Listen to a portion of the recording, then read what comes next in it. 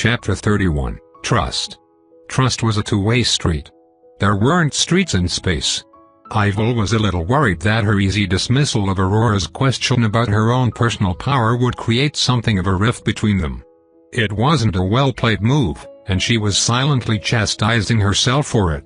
Most of the time, on the rare occasion where she made a mistake, she had the option to cover it up by violently separating anyone who noticed it into their constituent atoms.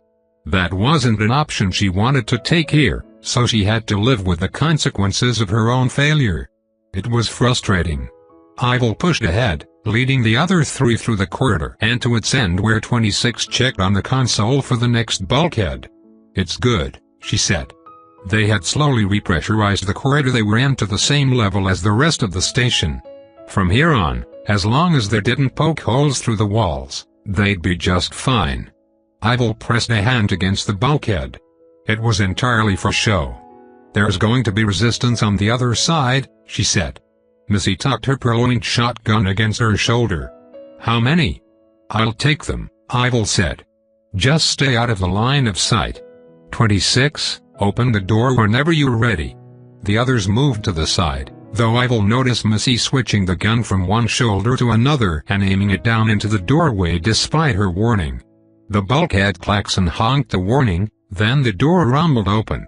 Ivil raised a hand, stopping a few slugs in midair as they raced towards them. The next room over was a small space on 2 levels, with several corridors connecting into it and a few doors leading out. The middle of the space had a terminal, and a table had been flipped onto its side to provide visual cover for a team of pirates in very light armor. A police force. They weren't armed or equipped for barding actions, and as Ivil batted aside the trailing wires of a taser, she found that they weren't armed for anything serious either. Even the shotgun shells were gelatin packs, designed to deform on impact to spread their kinetic energy on a wide area without penetrating. Exactly the kind of weapons used on belligerents in a place like this. After taking her time scanning things, and allowing Missy to rather foolishly peek her head out and take a shot at the temporary barricade the pirates had put up, Ivil reached out and snapped some necks. There was a great and sudden crunch noise as a half-dozen women were killed in the same second. The room went silent, at least until 26 started to lean in to look. "Is it safe?" "A moment," Ivil replied. She frowned, then tugged a body closer. It floated up and over the barricade, then towards them. Her senses told her that there was something not right about. An explosion rocked the entranceway, quickly blocked by a shield of Ivil's making. Small rounded pellets bounced across the entrance, thumping hard against the grated floor with enough force to snap some of the metal fittings, but not nearly enough to penetrate through. "What was that?" Aurora asked. "A trap," Ivil said. The body she'd pulled forwards was covered in small holes across their suit, the skin beneath flayed and cut. "You'll see that sort of thing in some ships. They aren't debarding weapons. Some high-second ships will have that kind of thing," Missy said. "If you don't have the right IFF on, they go off." Ivil glanced at her, but didn't comment. That was true, but most of the ships that took such a high degree of precaution were exactly the kind of vessels that civilians had no business being in, or sometimes knowing about. Martian warships had a few anti-boarding devices. They only cost twice as much as a grenade to manufacture, and in the few cases where a Martian ship was boarded during the last inter-system war, they had proved their worth.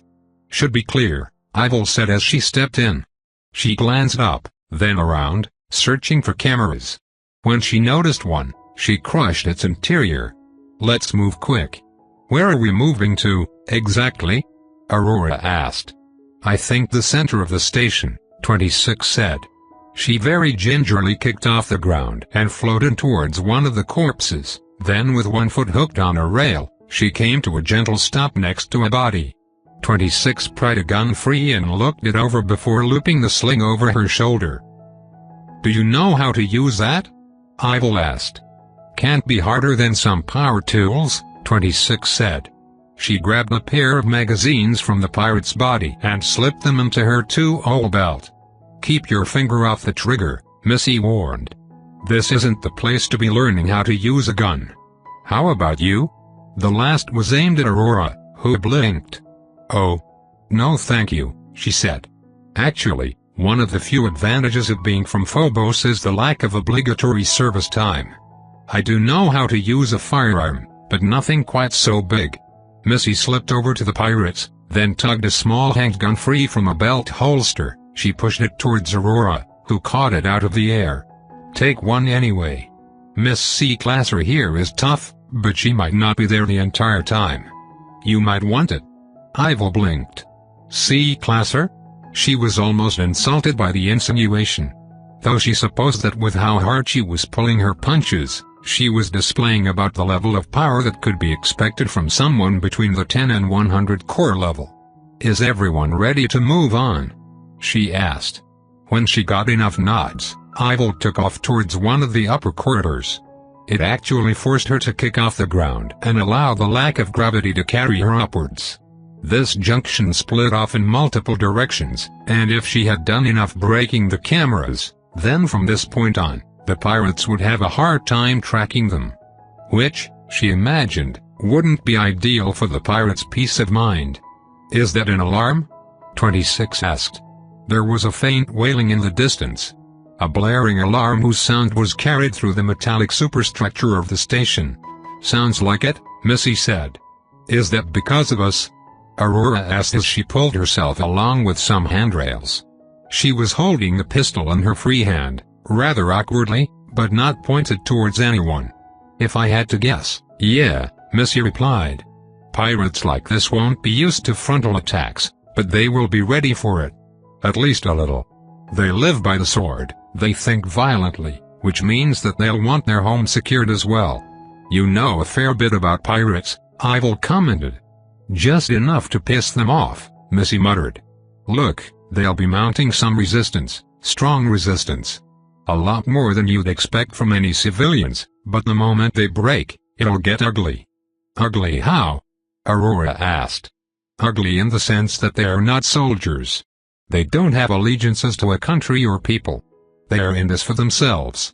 These pirates might have started off with a bit more of an ideological bent, but you can bet your last dollar that they've gone fully piratical. They probably only pay lip service to their traditions at this point because it gives them an edge when dealing with others. A Republican, it'll be every pirate for themselves," 26 said. "Something like that," Missy replied. "Might have bosses that can rally people. That'll be dangerous, because they'll have people with more than just one spoon-bending core at their disposal. And bigger guns. And ships. If they decide that's enough, they could start shooting up the station." "We won't let it come to that," Ivil said. They reached the next intersection, and Ivil crushed the cameras she noticed before pointing to a console against one wall. 26, can you break into that? We need a map. Let me see, 26 replied. She floated over to the wall-mounted computer and tapped on its screen. It didn't take long that she had a basic map up. Here you go. Good job, Ivil said as she walked over. The map was simple, with a few sections colored in, and a few shops marked out. She wasn't entirely surprised to discover that there was a shopping arm to the station next to the habitation section. That wasn't a concern for the moment. Here, she said, stabbing a finger at a spot on the map. That's the central station, Missy said. The biggest damn part of this place. And it's where we'll likely find what we're looking for. The meanest, biggest ship we can steal. Chapter 32, Don't be where they think you are. Go fast. Burst through the door, spew some hot lead at the first thing that moves, run. The tactical genius of the street thug that had nothing to lose. The strategy of the assassin with no cover. The #1 trick of the urban combatant. Don't be where the enemy thinks you are. Instead, be right up in their grill. So close to their face with iron against their neck that you can taste what they had for lunch before the trigger's pulled and brain matter goes ballistic. Explosives were good for this kind of fighting. A big boom, a bright flash. It left people confused. Scared the rest. Explosions tapped into a primal fear. Cro-Magnon seeing God's wrath coming down from the heavens in all of its electric glory. The memory was seared into the monkey brain. If explosives weren't available, then guns. Loud ones. Fast ones. Keep moving. Stopping is death. Confusion and chaos is life. There was value in speed and ferocity.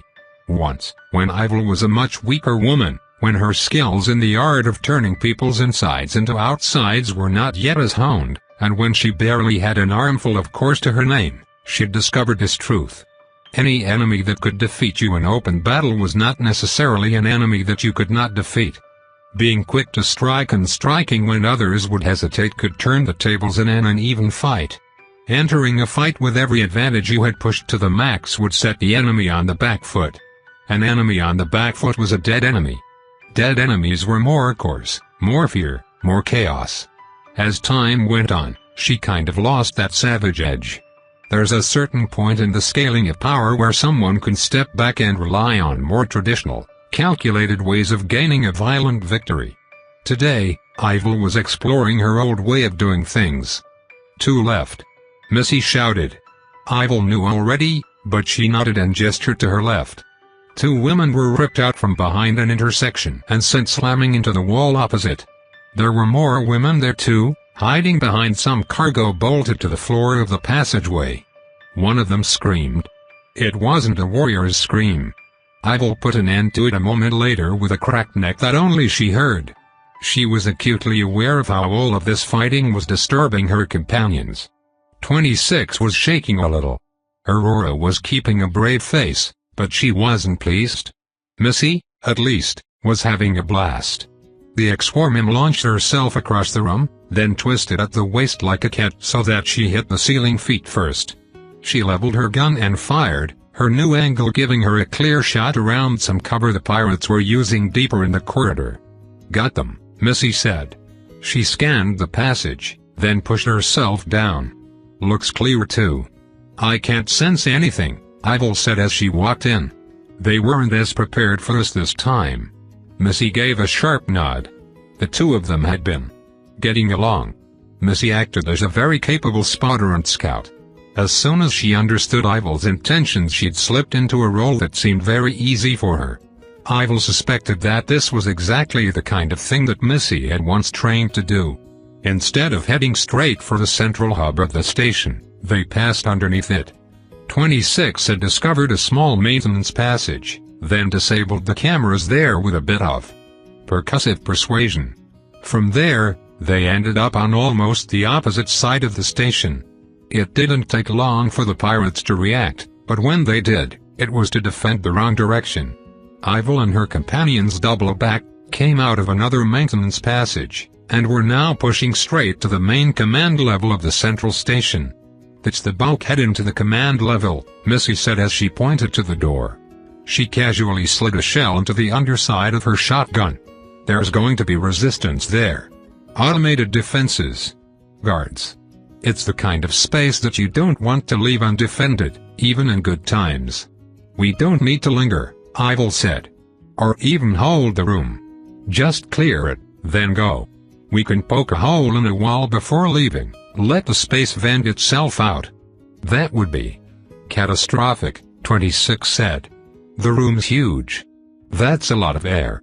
Probably like a full 2 or 3% of the station's volume." "Is that bad?" Aurora asked. 26 looked at the older woman, then shrugged. "It's not good. You're kinda showing your, sorry. My upbringing?" Aurora asked. "A little," 26 admitted. "If you live in space, on a station or on a ship, you remember the 5 causes. The 5 things that'll probably kill you. There's an order to them. Air, water, food, space and radiation." Ivil noticed a lack of catastrophic explosions on that list. "I'm familiar with all 5, Aurora said. 26 nodded. "Right. Air's the big one. On a ship it's less about having enough air as it is about the quality and making sure it stays in the ship. Vox are a problem, so is stale air. But mostly it's not so bad. A ship like the held together only needs a few big tanks to hold more than enough air to refill its interior volume a few times. A station's different. The air is circulated and controlled a lot more," Aurora said. "And it has more volume to be in. Which is a problem. You don't usually notice on small ships, because compartments leak into each other, but pressurization is a huge danger. If there's a sudden loss of a lot of air, and it's not accounted for and controlled, it'll lead to a lot of trouble elsewhere. 26 took a deep breath, then let it out. I'm not saying poking a few holes in the command room will doom the station or anything. It'll just make a few engineers and mechanics earn their keep in a big way. Ivil smiled. It was always nice seeing 26 get absurdly passionate about something. She even stopped trembling and being mildly afraid of the corpses they were moving past. We'll poke the holes once we're out, then, Ivil said. 26 blinked, then nodded. Right. For a moment I kind of forgot, but we are trying to fight these people off. Can you see about opening that door? Ivil pointed to the entrance into the command center. If she'd read the map correctly, this door would lead into the lower floor of the command center. It was a two-tiered space, with a larger lower floor containing lower priority systems, and the upper balcony housing all of the more important consoles for running the station. It was likely a design copied from old terrestrial ship bridges and traffic control towers, giving those within an unobstructed view of the various arms of the station and the docking spaces within. Visual confirmation was far from necessary, but it was, on occasion, helpful.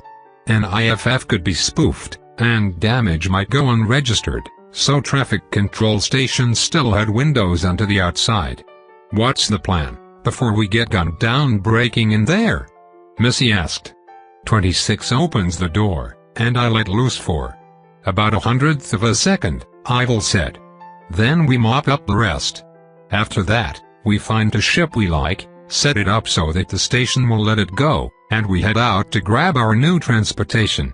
You make it sound easy, Missy said. Oh, forgive me. It'll be far from easy or simple. But I will strive to make it look as though it takes only minimal effort on my part. Missy chuckled darkly, then she moved to the side of the door.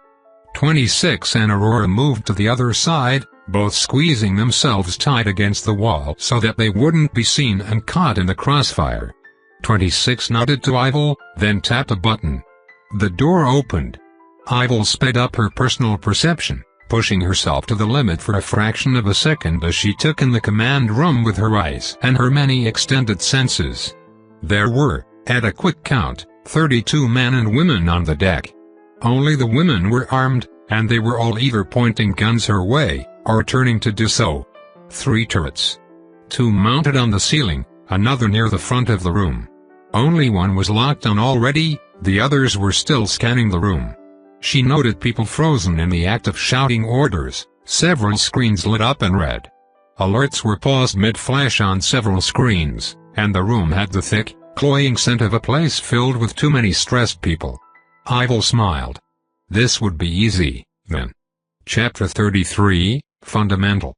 The fundamental forces of the universe are only inviolable to a point.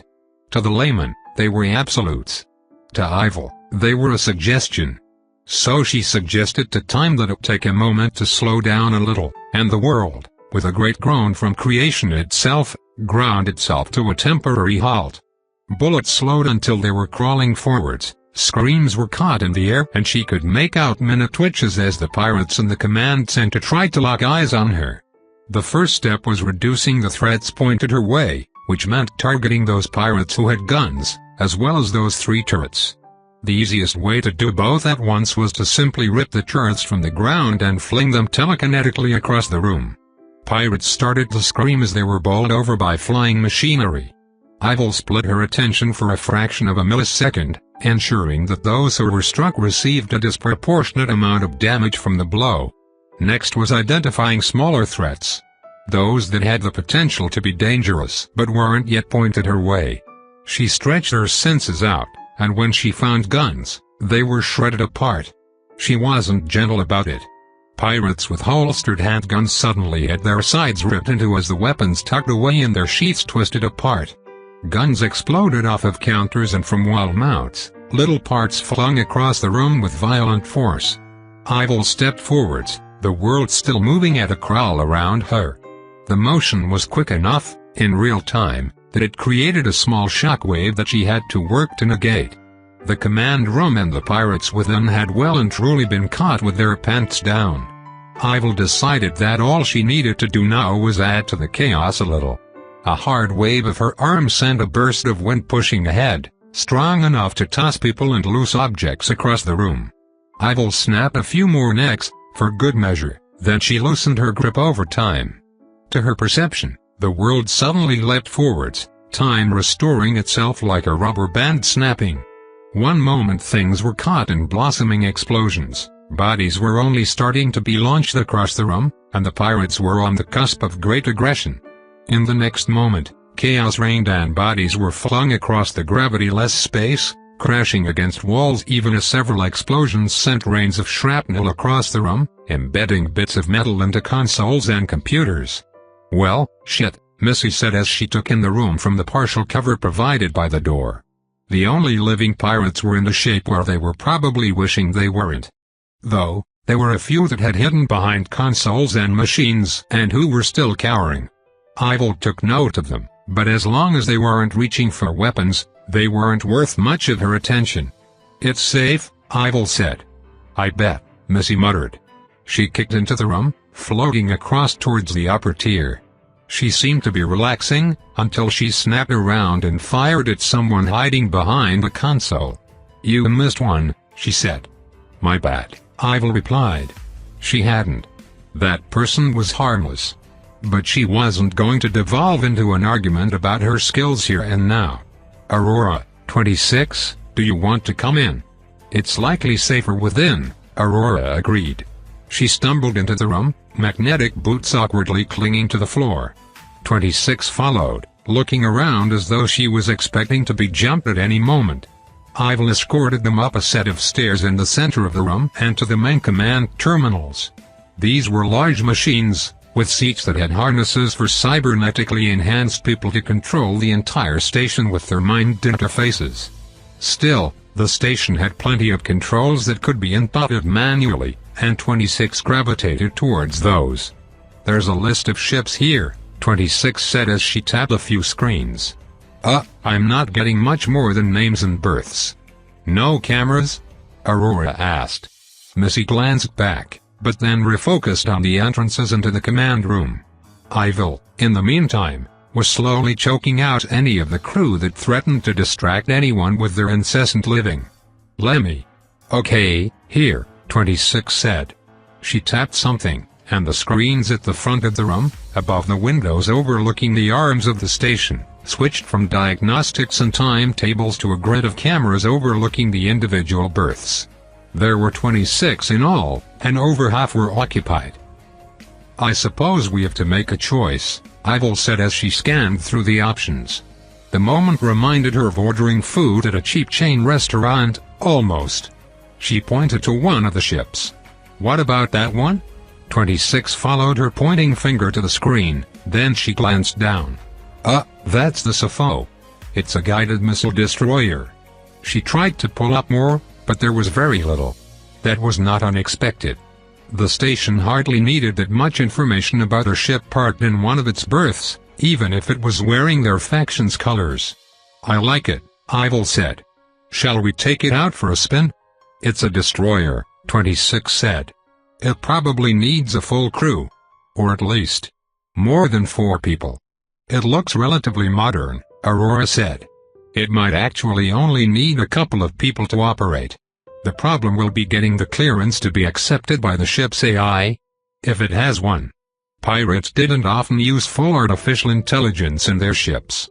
Nor did most Sen navies. Martian ships had some virtual intelligences operating secondary systems, but they never had much access beyond that. We can at least give her a tour," Ivil said. "If needs must, we can conscript a crew." "How will we disconnect from the station?" 26 asked. "I can release some of the main clamps from here. But some of them need to be released after the airlocks to the ships are retracted. It's a warship. It must have some turreted weapons," Ivil said. "If those aren't enough, then I'll put a bit of effort into freeing her myself." "Release her as much as you can, 26? The mechanic hesitated, but just for a moment. She tapped a few commands, and Ivil saw the larger clamps holding the ship letting go and retracting back into the station. So did the fueling hoses and a few other links.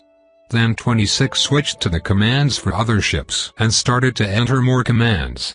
Ivil found her eyebrows rising as warnings popped up on the screen, and 26 overrid them with casual disregard. "What are you doing?" "The controls for the air and fuel refilling are all here.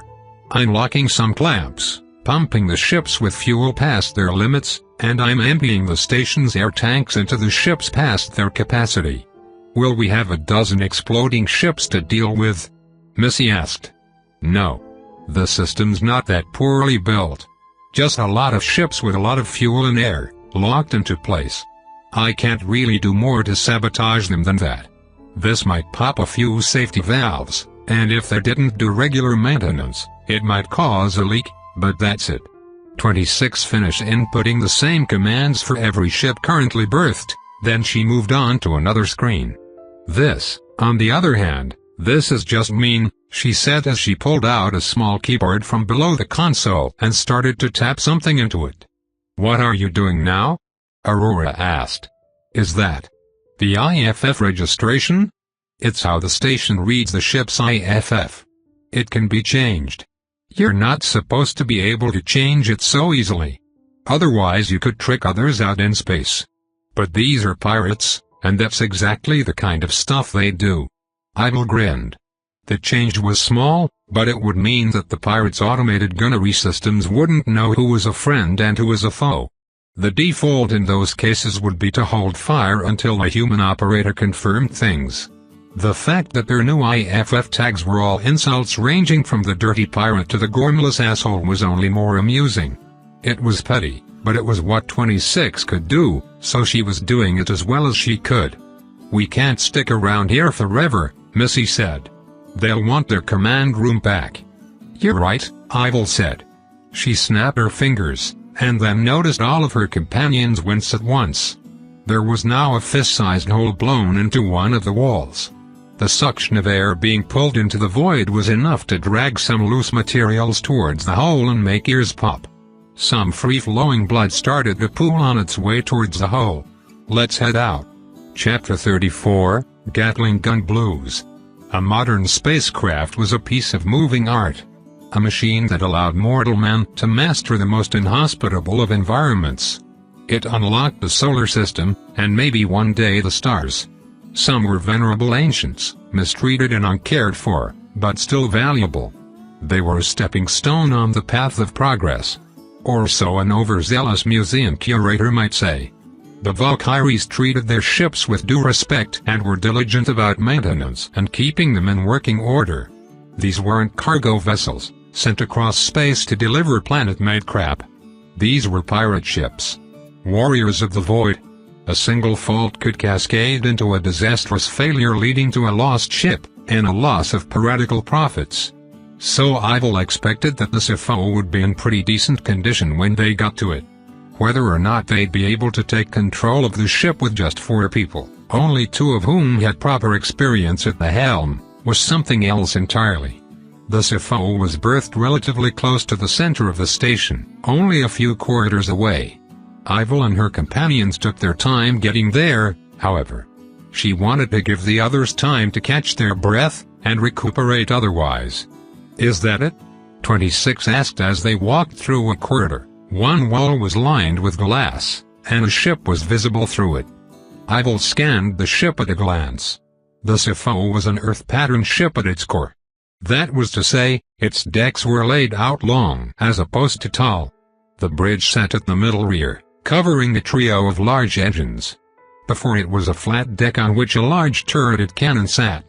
Ivil figured she would have time to inspect it better later, but at a cursory glance, the CFO was a decently armed light warship. Its designation as a destroyer was probably deserved.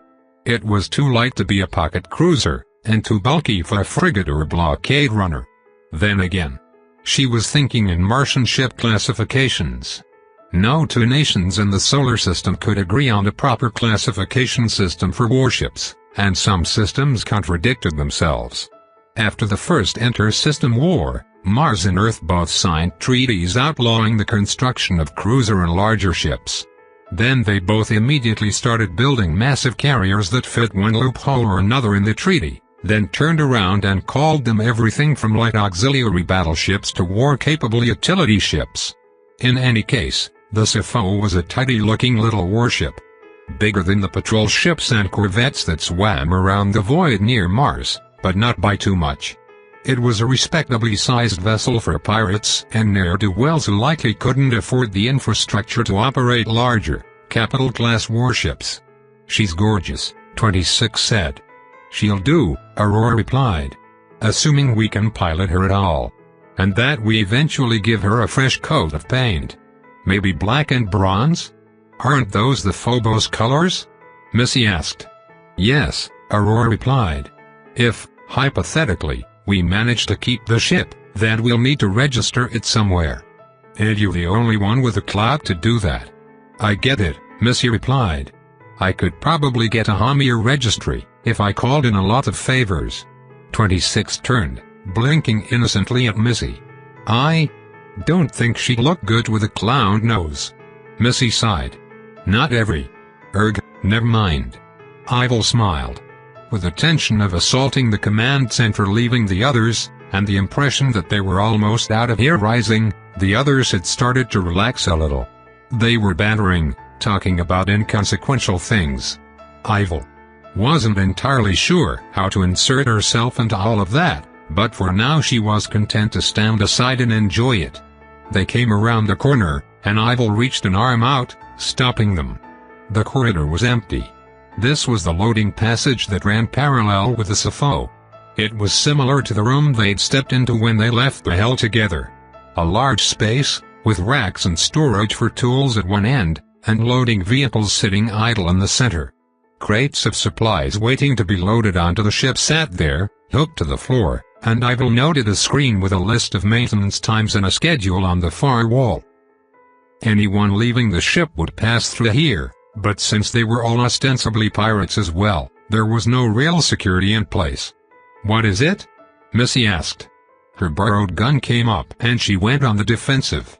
There was a very faint shift as the sound around her changed, just a little. "I don't think we're as alone as we'd want to be," Ivil said. "Huh?" The noise echoed out across the corridor. Ivil narrowed her eyes, feeling out ahead. It took her a moment to realize that there was a spot in the room that her senses weren't penetrating. It was a strange effect, but not one altogether unfamiliar to her. It was something akin to a non-smell. An odor that distinctly had no odor, and which therefore could only be noticed by the absence it left. She hadn't been on the lookout for something quite so potent against her own particular senses. In a battle against A and even B-classers, it was only prudent to expect that the enemy would have a blank-like ability to disguise themselves. This wasn't that kind of situation. Or so she thought. "Step out," Ivil said. "You've got me curious." A shield appeared, faint and shimmering, a half-sphere that popped into being behind a crate, then a familiar woman stepped out from behind it. It was the pirate that had accosted the Hell together, Rouge Herring. "You know, when I caught you, I didn't expect any fight at all. Just another group of poor souls, with too good of a price on their heads to pass up. A few dollars of profit for me, for a dishonest day's work," she said. Her voice was still warm honey, even slightly warped by the shield and echoing across the room. "Then you had to be a problem." "I've always strived to be an issue," Ivil said. "I'm glad I was one for you as well." The pirate reached down, then raised up a weapon. It was a large gun, the sort designed to be mounted on a turret, or in a fixed position, not the kind of weapon meant to be used by one person, or used within a station at all. "You really were. Now, what sort of trouble are you planning next? About to steal a ride out of here?" "Yes, actually," Ivil said. "Figured as much, as soon as I saw the clamps come off on this one," she replied. "But I'm afraid you can't have her." "I'm afraid you can't stop us," Ivil said. The pirate grinned. "Too bad about Aurora. The bounty was spectacular." Then she swung her gun around while squeezing the trigger. 26 and Aurora both screamed while Missy hit the deck. Bullets the size of small soft drink cans thumped across the room, slammed into the walls, and then continued onwards without a care. Ivil caught those headed their way, and the shells shivered in the air for a moment before detonating under her control. The explosions created swirling balls of dust and smoke that raced out across the room, then started to rush towards the holes the pirate had pumped into the walls behind Ivil. "Okay, that's enough of that," Ivil said. "You can't hurt me," Rouge Herring screamed. Ivil detonated all of the explosive ammunition in her gun at once, proving that she could, in fact, hurt her. The shield winked out and Ivil traced the course of the woman's corpse as it was flung across the room. She plucked it out of the air and then tossed it towards the ship's entrance airlock with a thought. The others might find it distasteful to carry a corpse with them, but Ivil didn't think they had the luxury of time to wait and have all of the pirate's cores seep out of her body. "Well, that was certainly something," she said as she brushed some dust off her pants. "Let's get going, shall we? Before we have to deal with even more diversions?" 26 raised her head. She was cowering near the ground, her instinctual fetal position not quite working in 0G. "Huh?" she asked smartly. Ivil suspected that she might have made a mistake, not killing the pirate right away. 26 and the others clearly had a bit of tinnitus after all of that. She reached down and scooped 26 up. "Let's get going," I said, Ivil repeated. The sooner they were off, the better. The Sifo would have to prove its worth as a warship, one way or the other. Interlude 1, the 26. She was born in a desolate little station, stuck in the rings of Saturn. Stuck and desolate were not pulling nearly enough weight in that statement. She'd been born on a station whose name was a string of letters and numbers, and whose owners lived way back on Earth. Or maybe Mars. It was hard to tell. It wasn't like they really mattered. 26 was born to a cozy little family, and that was, maybe, enough. Her name was given to her in the station's hospital. She was the 26th baby born there, and was, technically, company property from the moment of her birth. That, like many other things, was a polite fiction. If she was company property, then she was also the company's responsibility. It meant that the Numbers Corporation that owned her had to write off her maintenance as a normal expense. Diapers and her first shots, the medication that all babies born in 0G needed, the special little pacemaker for her infantile heart to be able to beat. Her first clothes, then her education. It was all a calculated game of putting the responsibility on someone's shoulder. That was a good analogy for life around Saturn, actually. Everything was teetering on the edge of being a disaster, and it all had to be someone's fault. It wasn't all bad. She was one of some 80,000 people living in and around the rings of Saturn. That was a small city's worth of people, so many that it was impossible to know everyone. But it was possible to know each other's families. They formed a strange sort of society that had felt completely natural to her at the time. Clans and sects and tightly knit family groups, each one with their own speciality. Her family were mechanics. Her grandparents, all four of them, were engineers, and her parents both mechanics. They devoted themselves to keeping the stations running. Others had clans of security officers, or clans of mining operators, drone controllers, life support specialists, duck workers, officers. There was a sense of place in the rings. You were born into your slot. You would live and work in it, responsible for keeping the cog turning until you inevitably died at the median age of 29. When her parents passed, the blame had fallen on a young man called 47, from the life support subsystems clan. She had decided that maybe life around Saturn wasn't the best. There was nothing actually keeping her back. She was company property, but that was a polite fiction and everyone knew it. So she made some calls, took the small amount of time allotted to her to grieve and got herself a berth on the Hell Together. She was happy to admit that she fell in love with the ship. There was so much room, so much life, so much motion. Sure, it was even older than some of the stations she lived on and repaired, but old wasn't always bad. It had a weight of history to it, and the captain treated her right. Missy was there too. Stern and gruff and kind of hot. 26 had developed a crush on the older woman almost as grand as her love for the ship. Both loves had lasted for a while, and both seemed to be going nowhere fast. Missy didn't return the feelings, 26 wasn't sure she was able to. The woman had history of her own, and she'd leave at many of the ports they found themselves in and find a man, or a woman, to spend the night with. The Hell Together didn't always live up to her name. She was a ship in rough shape, and it often showed. The romance faded a little. There were other ships out there, some that weren't death traps. She'd seen stations, even moons, that she never expected to see before, and discovered firsthand that her experiences in the rings weren't normal. Sure, life was shit all across the solar system, but there were big pockets where things maybe weren't so bad. She'd never live on a planet, or on one of the moons with a heavier gravity well. Her bones and heart couldn't take it. But one of the smaller moons? One of the newer, nicer stations? Maybe. Maybe one day. 26 could say a lot about Saturn, but she couldn't say that the place had stomped out her ability to dream. None of those dreams had ever included someone like Ivil. The woman had come aboard the Hell Together and acted in a way that didn't fit the little boxes that 26 usually put people in. They'd had guests and passengers before, but never any who were that interested in their homely rust bucket. She'd never had someone interested in her before.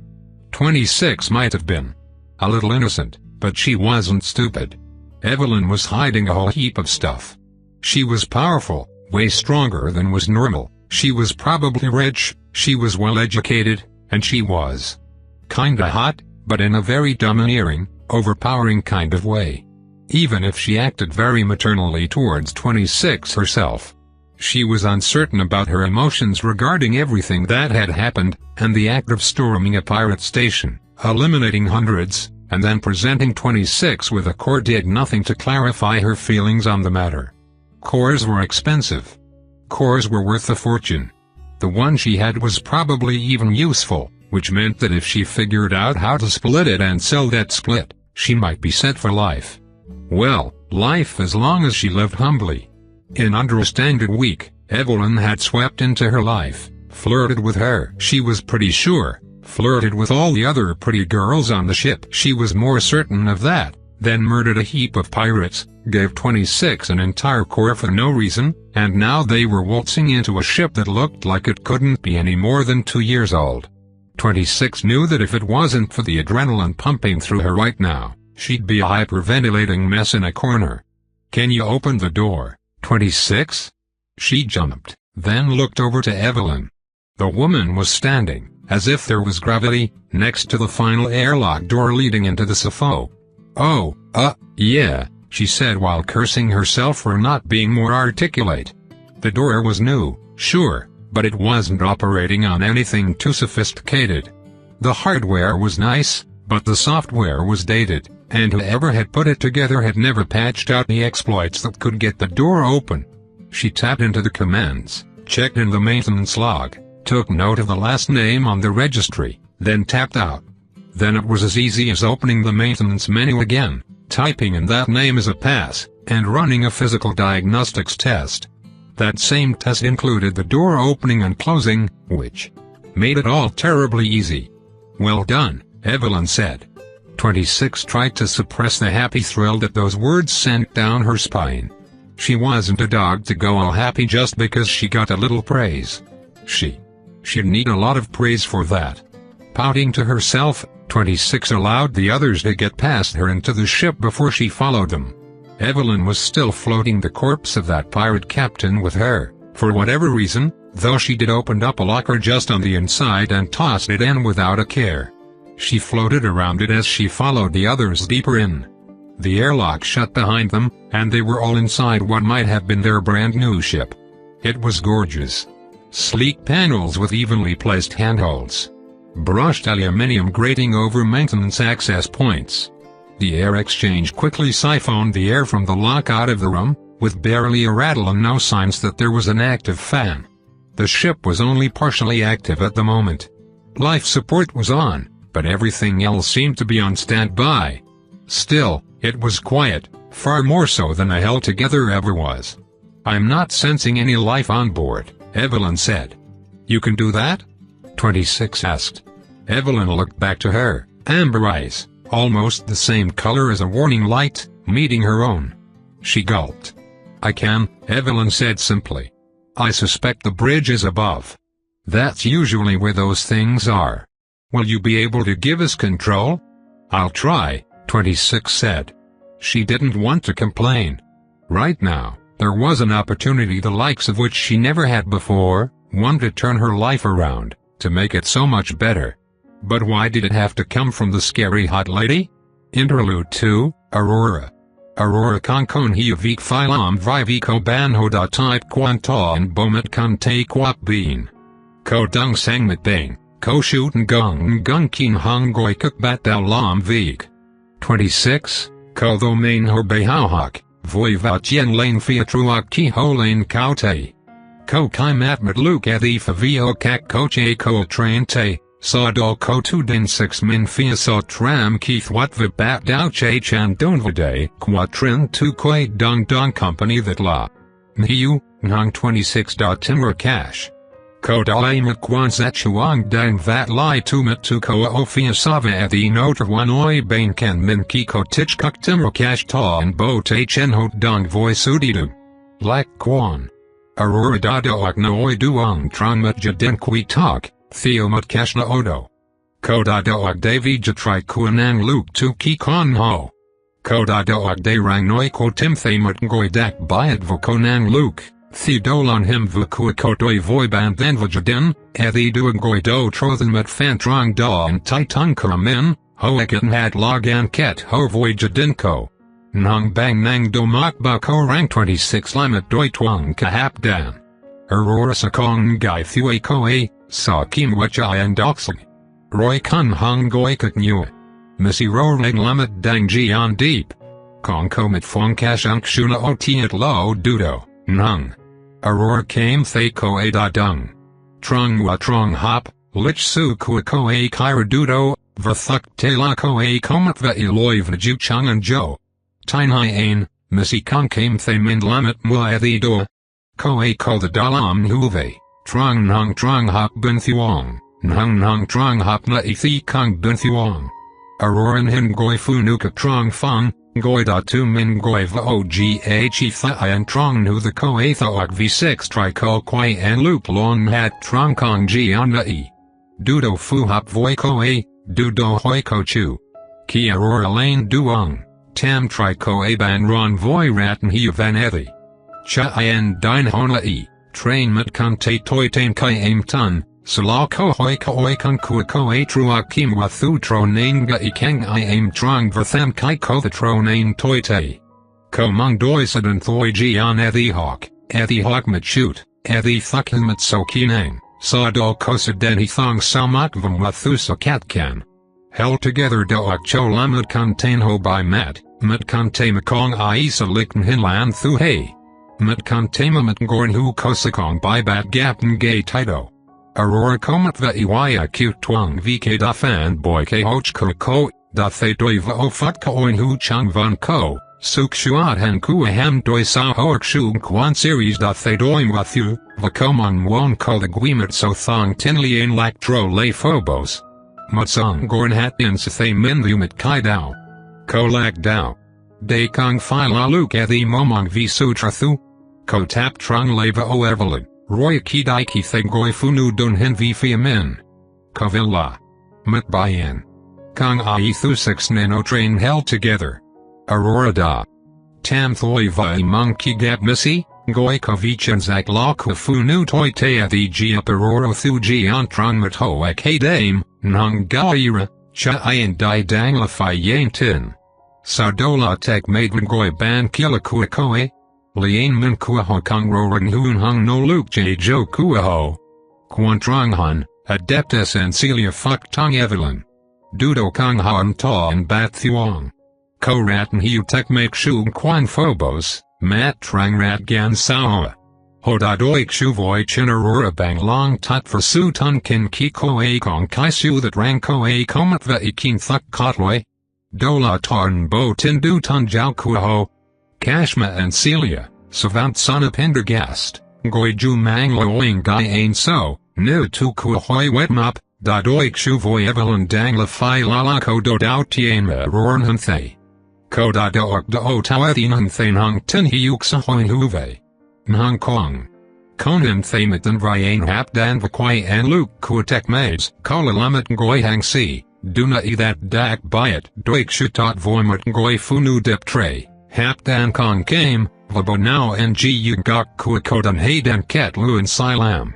Ko dang tu damin, v mat tin van, visu ngu gok truak de kuamin. Dungve, kovil hap dan. Ko a noin ankalulo doi voimet ngoi kong filak we talk. The ko a siuk shuvoi su tu tin kwayan ru, nhu the ko a mong doi the jioi sa kwat fuck truak y acute mwon kuamin. Aurora ko the da. Quantam, it had la truak kiho by kwap bin tried to oivel misvil da chung min rang su tu tin kuakova oban dan la han ta and kshug dang. Kong kogi ngak nai ain ki adaptasan celia tun trong ko. Ngoi funu doet hat philamet chen bin hang bin hung. Kong, siva bi thuang by dot bin theo mut kashna odo. Chin loiko aurora da the doiko theon hung kashan ho, nge kaki kong ko lorna o trong so chung and twang he huich. Miss Vilko kanan diva oma tram kwap bin thudik, fahuino vadan kapmet contain gay truak mui chung trong kivan juchoba goika twang doyanton. Aurora kong ko came hon tot visak man thuk su kumwangwe.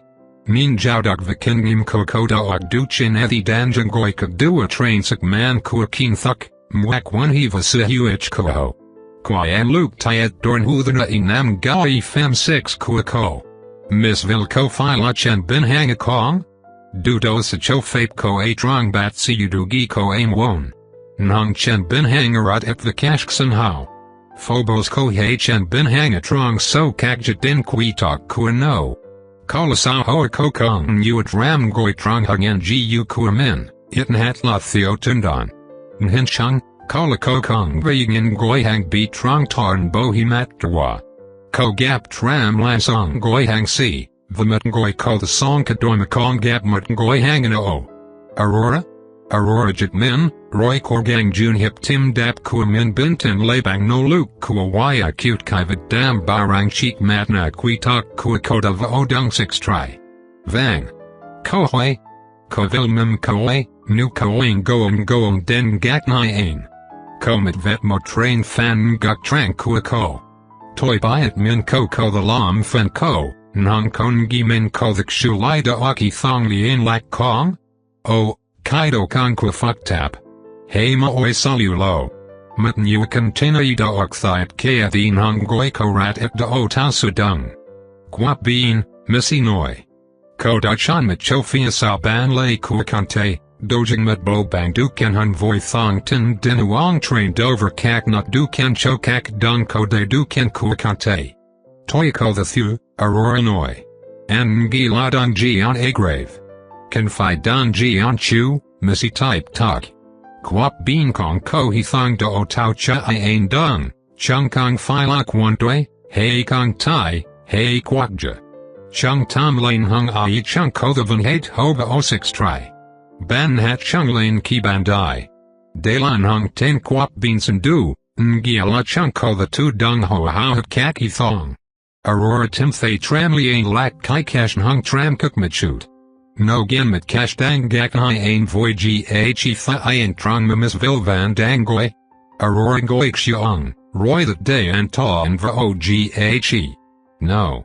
Kong tho a mai, nhung tot hung cheek ghe train held together. De lima cheng duong da e so vorn hung kante sang trong makotang dai, nhung kong den noi te. Iten hat, dang gak hi ain la no sachsa.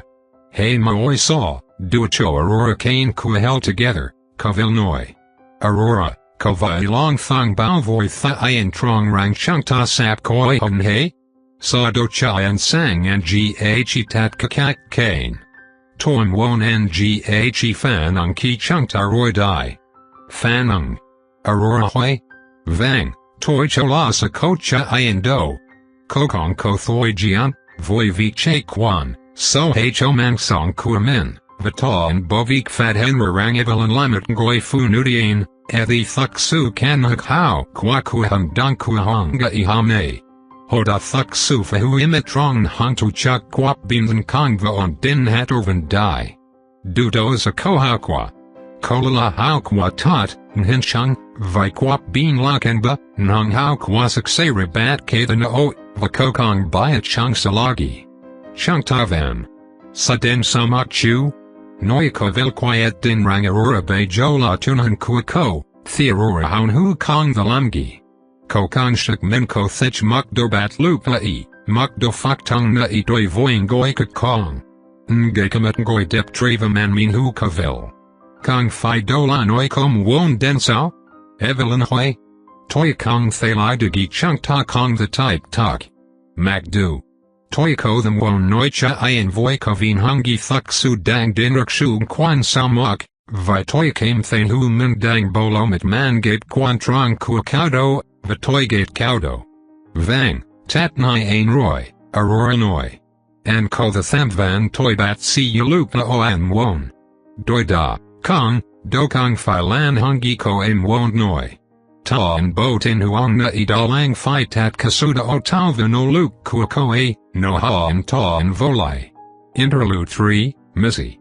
Missy had worked with some pretty shady people doing some pretty shady shit, so she wasn't exactly unused to being thrown out into situations that the more normal sort of person might have been desperate to escape from. Still, she left Hamia for a reason a long time ago. That life wasn't for her, not anymore. Yes, there had been some fun, but her old home, the place she had grown up in, the community she'd been part of since she was little, it took being apart from it to realize just how incredibly fucked it was. The lunatics weren't fun-loving deep space anarchists. That's how they liked to appear, that's what they painted on their masks, that's what they wanted to be. Reality had a way of inserting itself into that kind of fantasy. She had gladly worked for the greater good of their society for years. Putting down dissidents who were on the wrong side of anarchic, hunting down spies, chasing after traitors that ran away. She was a war mim, and dirty work was her day job. Until she met someone. Until she started to look back and see how things actually were. Until she was ordered to put down that someone because they were trouble. She retired soon after. She always suspected her past would catch up to her, one day, but her retirement had been as cut and dry as it could be. Sure, she knew a few dirty secrets, but they were the sort of thing that was rumored at anyway. Sure, she left with a couple of cores, but they weren't overly precious, and the day she left she split all of her cores and abandoned the splits. It had left her weak, comparatively, but it also meant that the lunatics weren't any weaker for losing her. She'd probably left a small gap in their ranks. After all, she was pretty damned competent, if she said so herself. She wasn't going to be all that easy to replace, but they'd manage. So she settled into the life of a first mate on an old junker of a ship, traveling the system and minding its own damn business. At first the rigidity had chafed a little, but she got used to it. Plus, it wasn't all bad. There were perks to spending time at every port in the solar system. Missy might have quit the business on Hamia, but she still had her pains, and there were men, and women, across the system that found her exotic. She rarely had to spend a night in port alone, which was nice. It was a piss-poor band-aid on the wound in her heart, but it was something. She figured she'd go on like this for some time, until the hell together gave out, was caught by pirates, failed to deliver something, or maybe she'd even move on to another ship, or pick up a little craft of her own one day. She never expected to be thrust back into exactly the kind of work she had been doing before. She never expected to find it so damn thrilling. Missy pushed the thoughts away and tried to focus on the task in front of her. There was a console from that pirate ship they were actively pirating, the Safo. It was the ship's navigation computer, but also the system controlling the ship's torpedo and missile launch system. Usually, she'd think that anyone that had both on the same mechanism was a fool, but this was a pirate ship, so that was a foregone conclusion. Missy? Evelyn asked. Missy knew that the name was fake. Evelynville. Evil. No one sane would actually call themselves that, not when it was very close to encroaching on the name of one of the three emperors. Yes? She replied. Are we ready to launch? Evelyn asked. At the press of a button. But once we're going, everyone will know. That's a fair point. Miss Aurora, if you would be so kind as to get on the combs and swear a little. Perhaps insinuate that we're disconnecting from the docks for our own safety? Aurora looked up. The noble lady, the one very likely responsible for them being chased down by pirates in the first place, seemed a little frazzled. Her hair was a mess, curls having freed themselves from her coif, and there was an appreciable flush on her darker skin. You want me to act like we're pirates leaving the station? Exactly, Evelyn said. I doubt that other pirates would follow any sort of procedure in this situation, so let's play up the fact that we're doing the same. I'll try, Aurora said. Missy reached down and tapped the final release on the clamps holding them in place. The entire ship shivered, then swayed around them. Ready to move, Missy said as she took full control of the helm and activated all of the ship's maneuvering thruster suite. It was strange to be piloting a ship that wasn't a rust bucket like the hell together. This thing had some real power behind it, and it wouldn't take seconds for a pressed command to be acted out. Take us out, slow and steady, Evelyn said. Then we'll see about aiming those torpedoes and missiles. There are a lot of sitting ducks around here. A duck's one of those earth chickens, right? 26 asked. Just so, Evelyn agreed. Missy shook her head, and not for the first time, activated one of her cores. Of all the cores and powers she had taken with her when she left Hamia, this was the one that was most likely to have them chase after her. It wasn't directly powerful, but it was useful. A full 10th of the war mims had copies of it. The core was called the Eye of Marceau. It allowed her to ping other cores nearby and gauge their relative strength. It was far from perfect, and it took some time to get used to telling how strong a core was, but it did mean that when out on the streets, Missy could point to each core wielder in sight, regardless of how subtle their core and its powers were. Aurora came back as a tiny constellation of weak lights. Like faint, distant stars twinkling together. All of her cores save a couple were copies of copies of copies.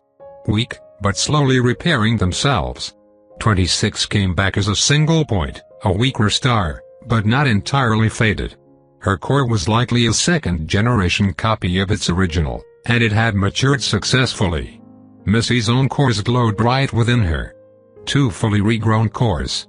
One was even an original, healed from its split years ago. She could even feel a few distinct cores dumped in a locker by the ship's airlock, tossed in there by Evelyn when they boarded. That would bear investigating later, though she doubted that Evelyn had entirely forgotten. And Evelynville was nothing. A blank spot, with no more cores shining from within than Missy could see in the average person. That was, of course, entirely impossible.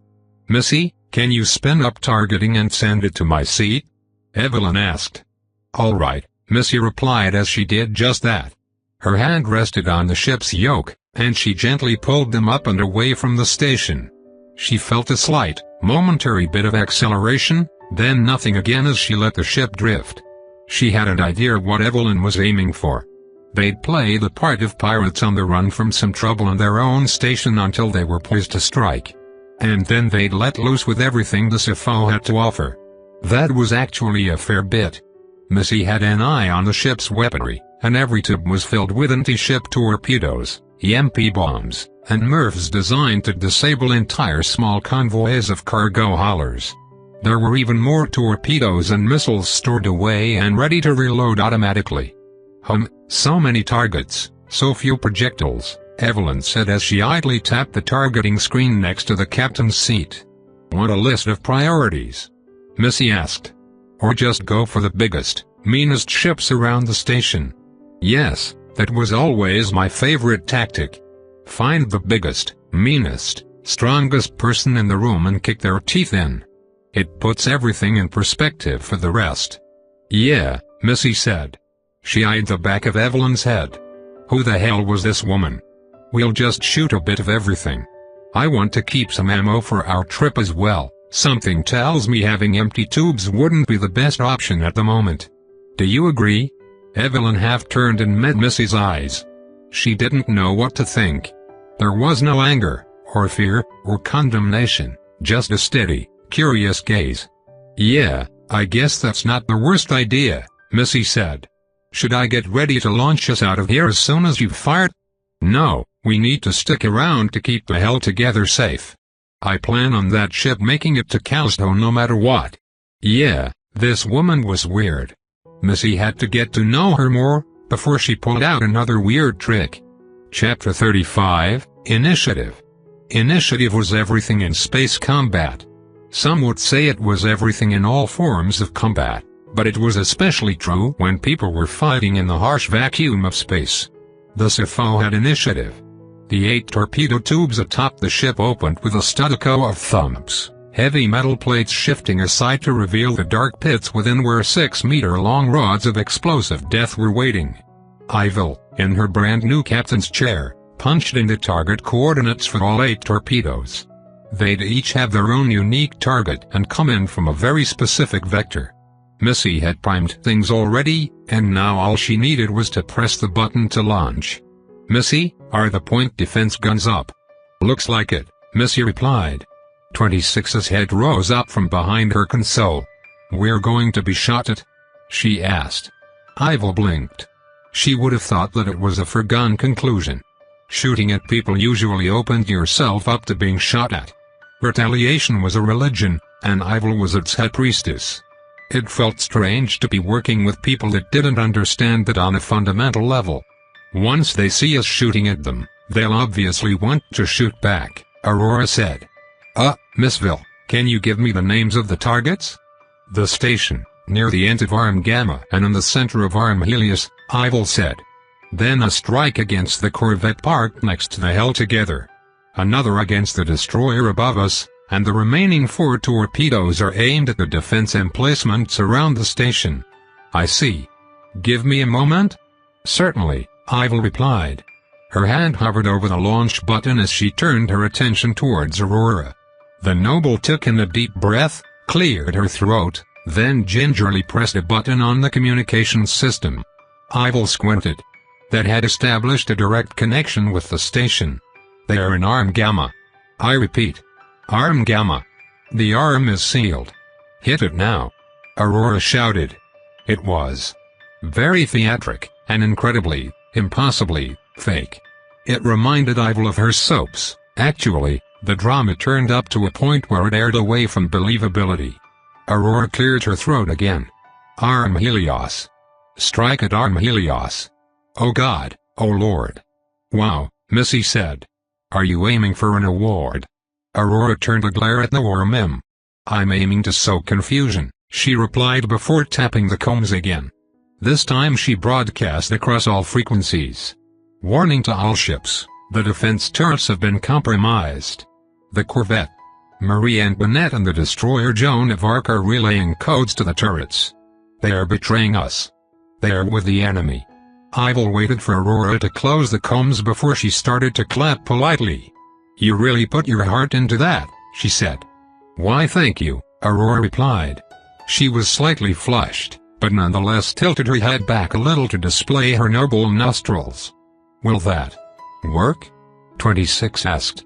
The comms panel lit up with incoming chatter, and even though she wasn't close to it, Ivil picked up snippets of panic and questions being tossed over some rather deadly accusations.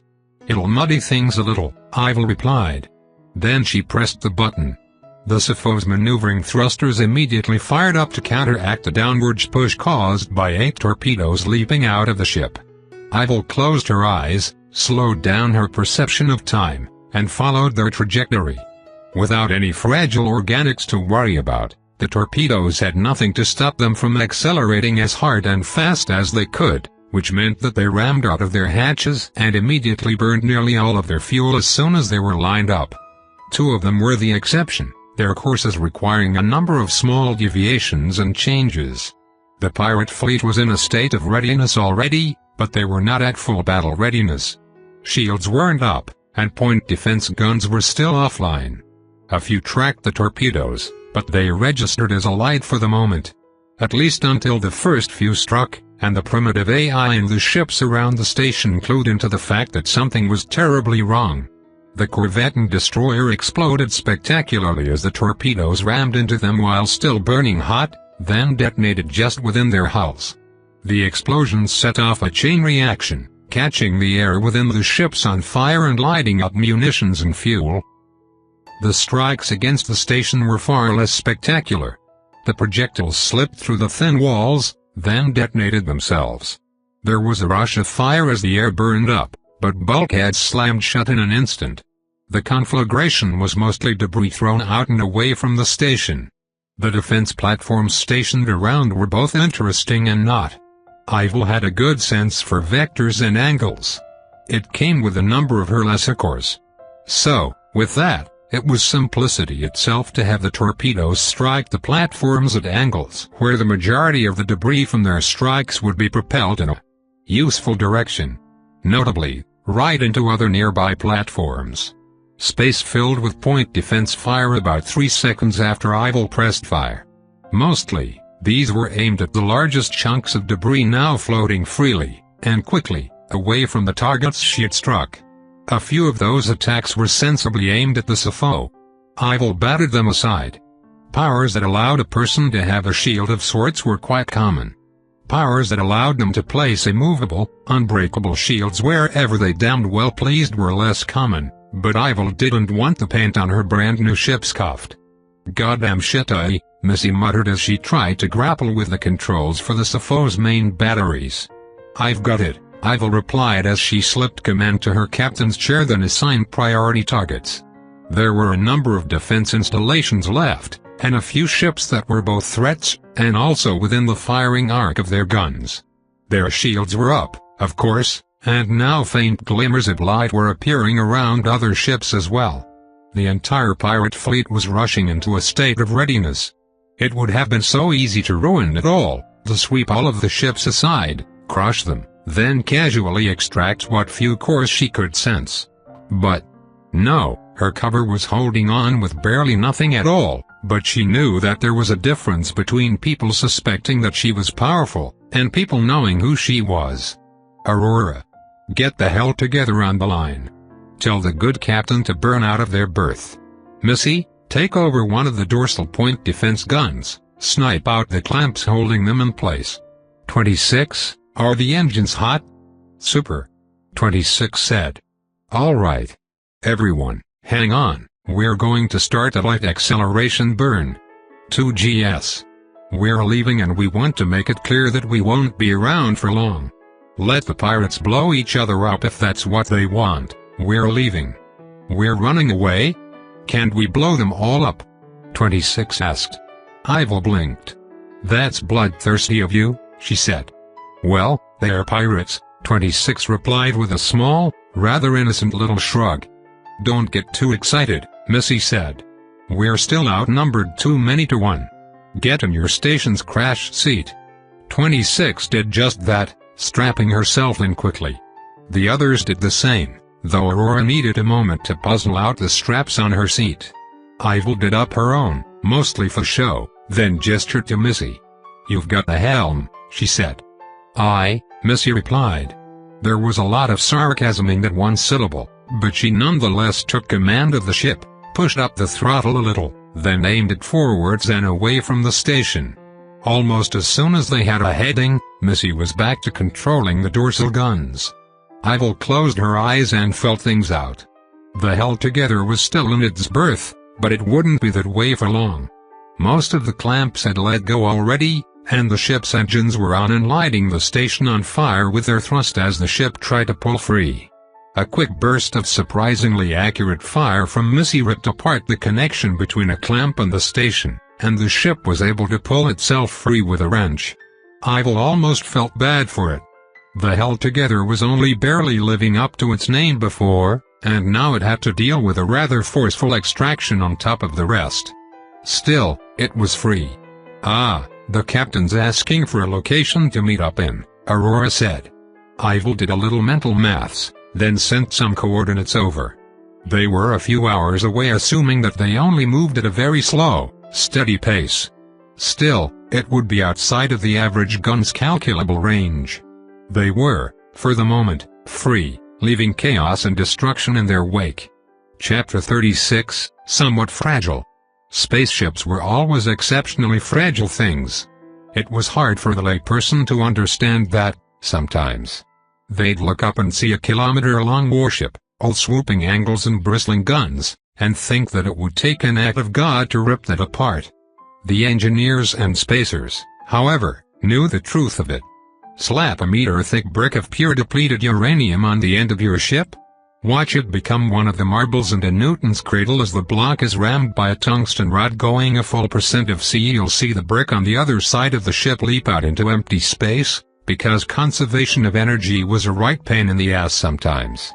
Kinetic energy and momentum. They are the swinging pendulums of space warfare.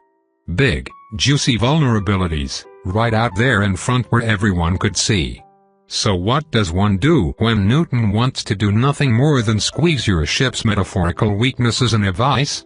You cover up, that's what. At the onset of the first intrasystem war, shielding technology was still at its infancy.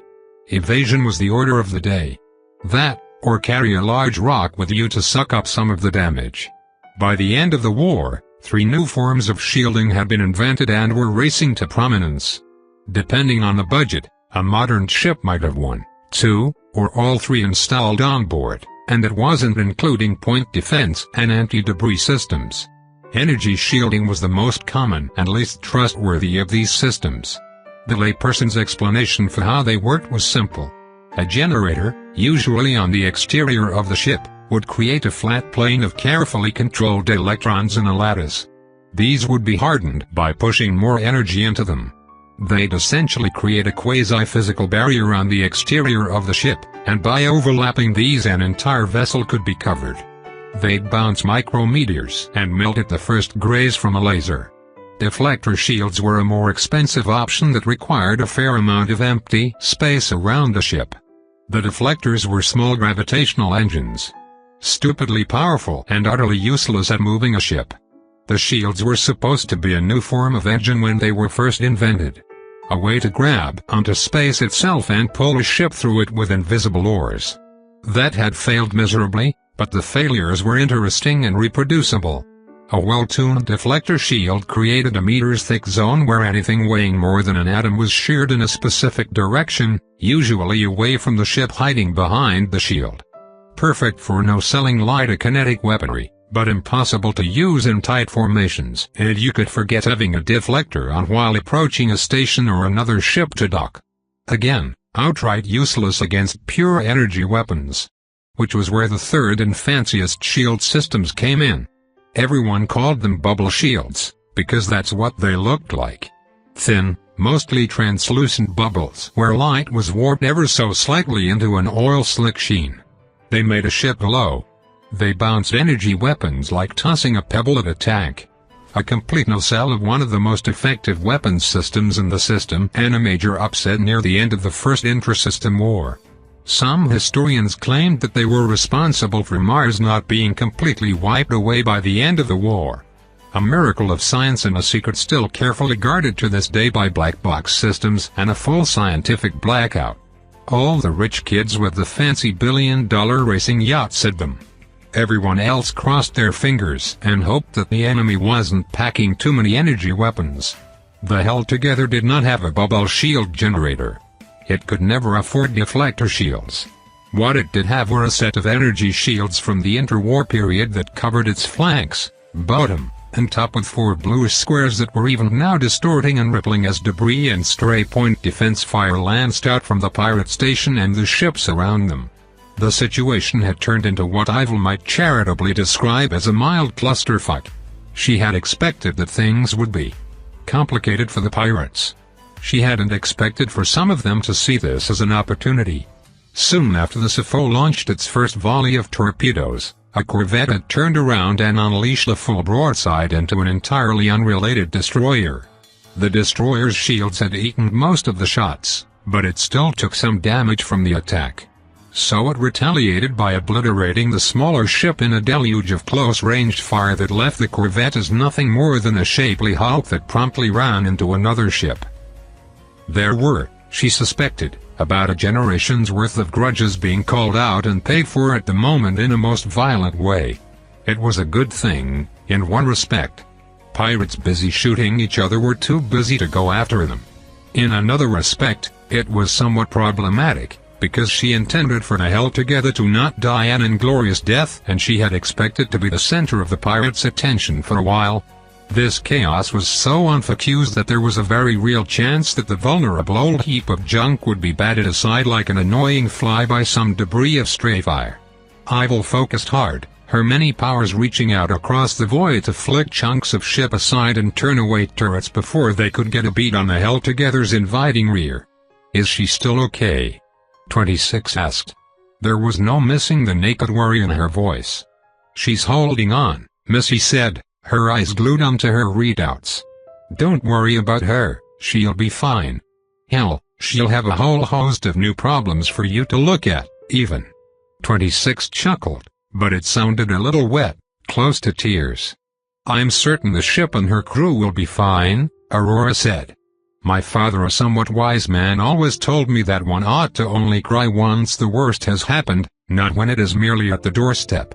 Until then, there is only hope, and hope is a dirty fighter." Ivil glanced at Aurora and resisted the urge to smile. That had come out as, "Your father sounds a little more crude than I expected to hear," Ivil said. Aurora sniffed, her nostrils rising to the defense. "My father is a noble, but he's from a generation that grew up when Phobos was at its lowest. He has seen hardships enough to make other men break.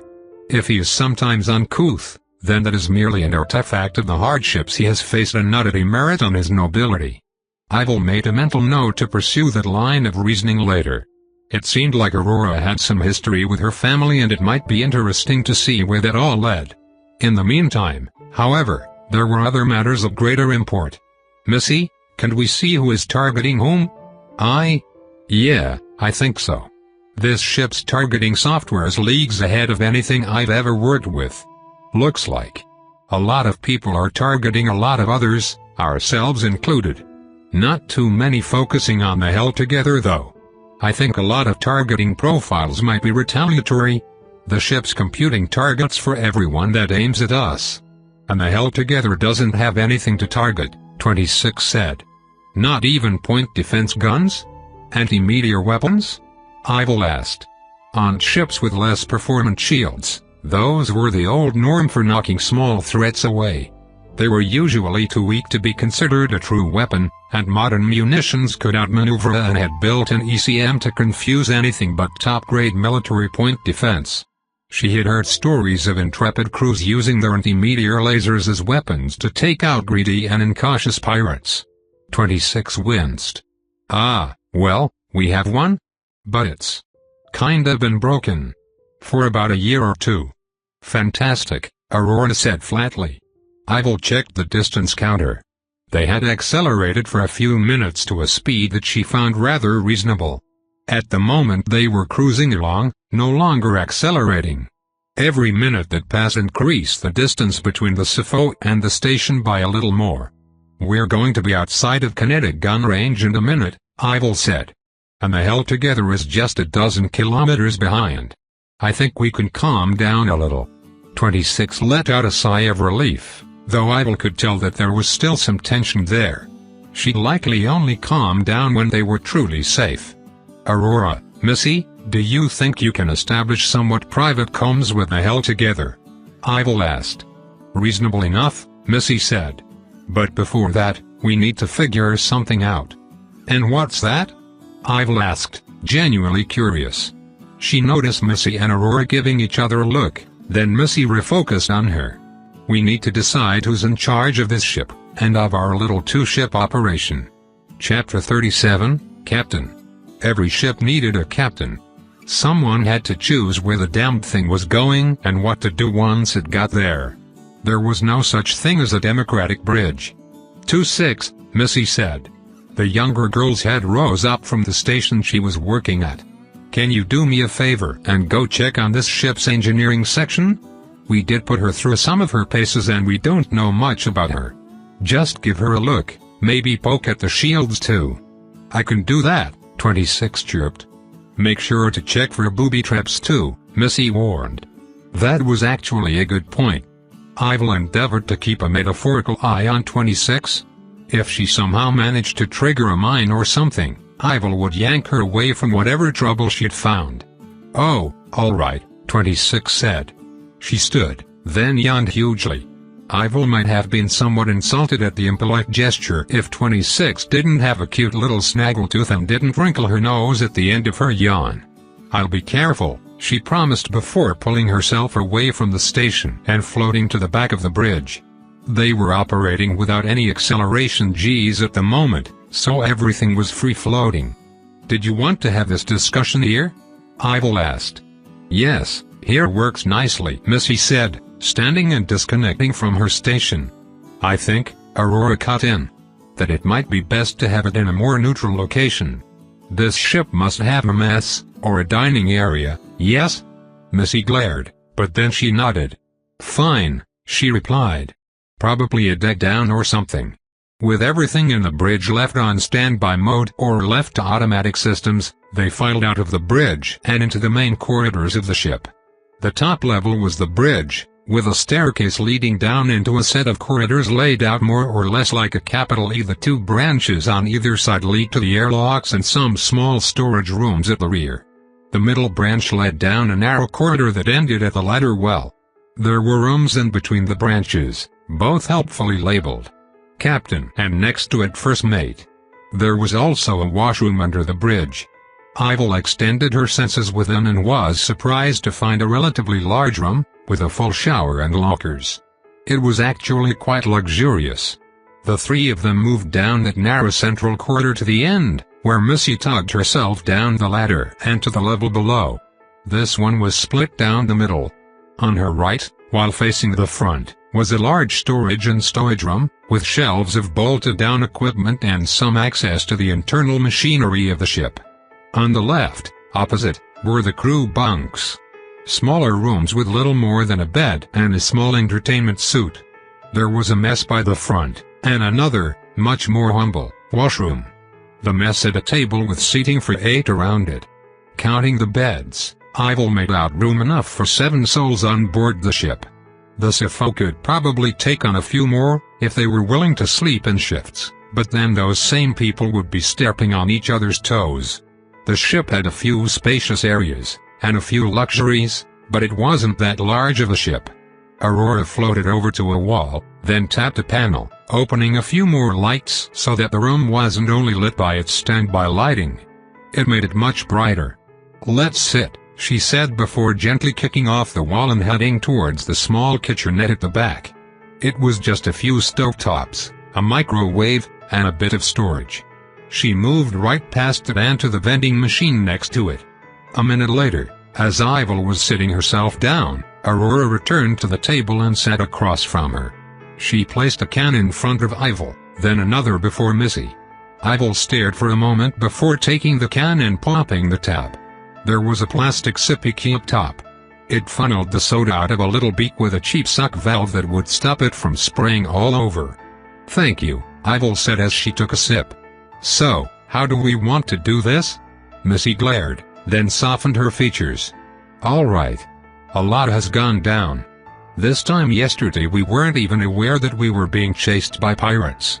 Now we have one of their nicer ships. Their station looked like it was on fire when we left. A dozen ships are in bad need of repair, a few more are unusable, and something like 100 pirates are confirmed dead." "That sounds about right," Ivil said. Missy smacked the table, then pointed at Ivil. "No. That's not about right. What you did isn't impossible. But I wouldn't believe that anyone but a full infiltration force could pull it off. And we need to talk about our current situation as well," Aurora said. Ivil looked between the two.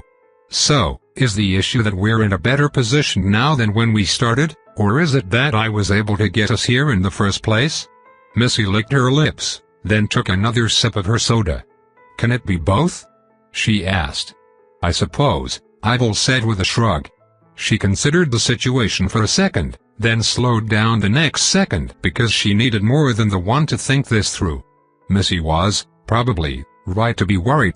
From her perspective, Ivil was skilled in and had done things that would be impossible for all but an A-classer. There were a few B-classers that Ivil trusted could manage to do the same. Sonic Spectre could certainly have made a mess of the station herself, if she was given the opportunity, and she even looked mostly human. But no, that wasn't the point.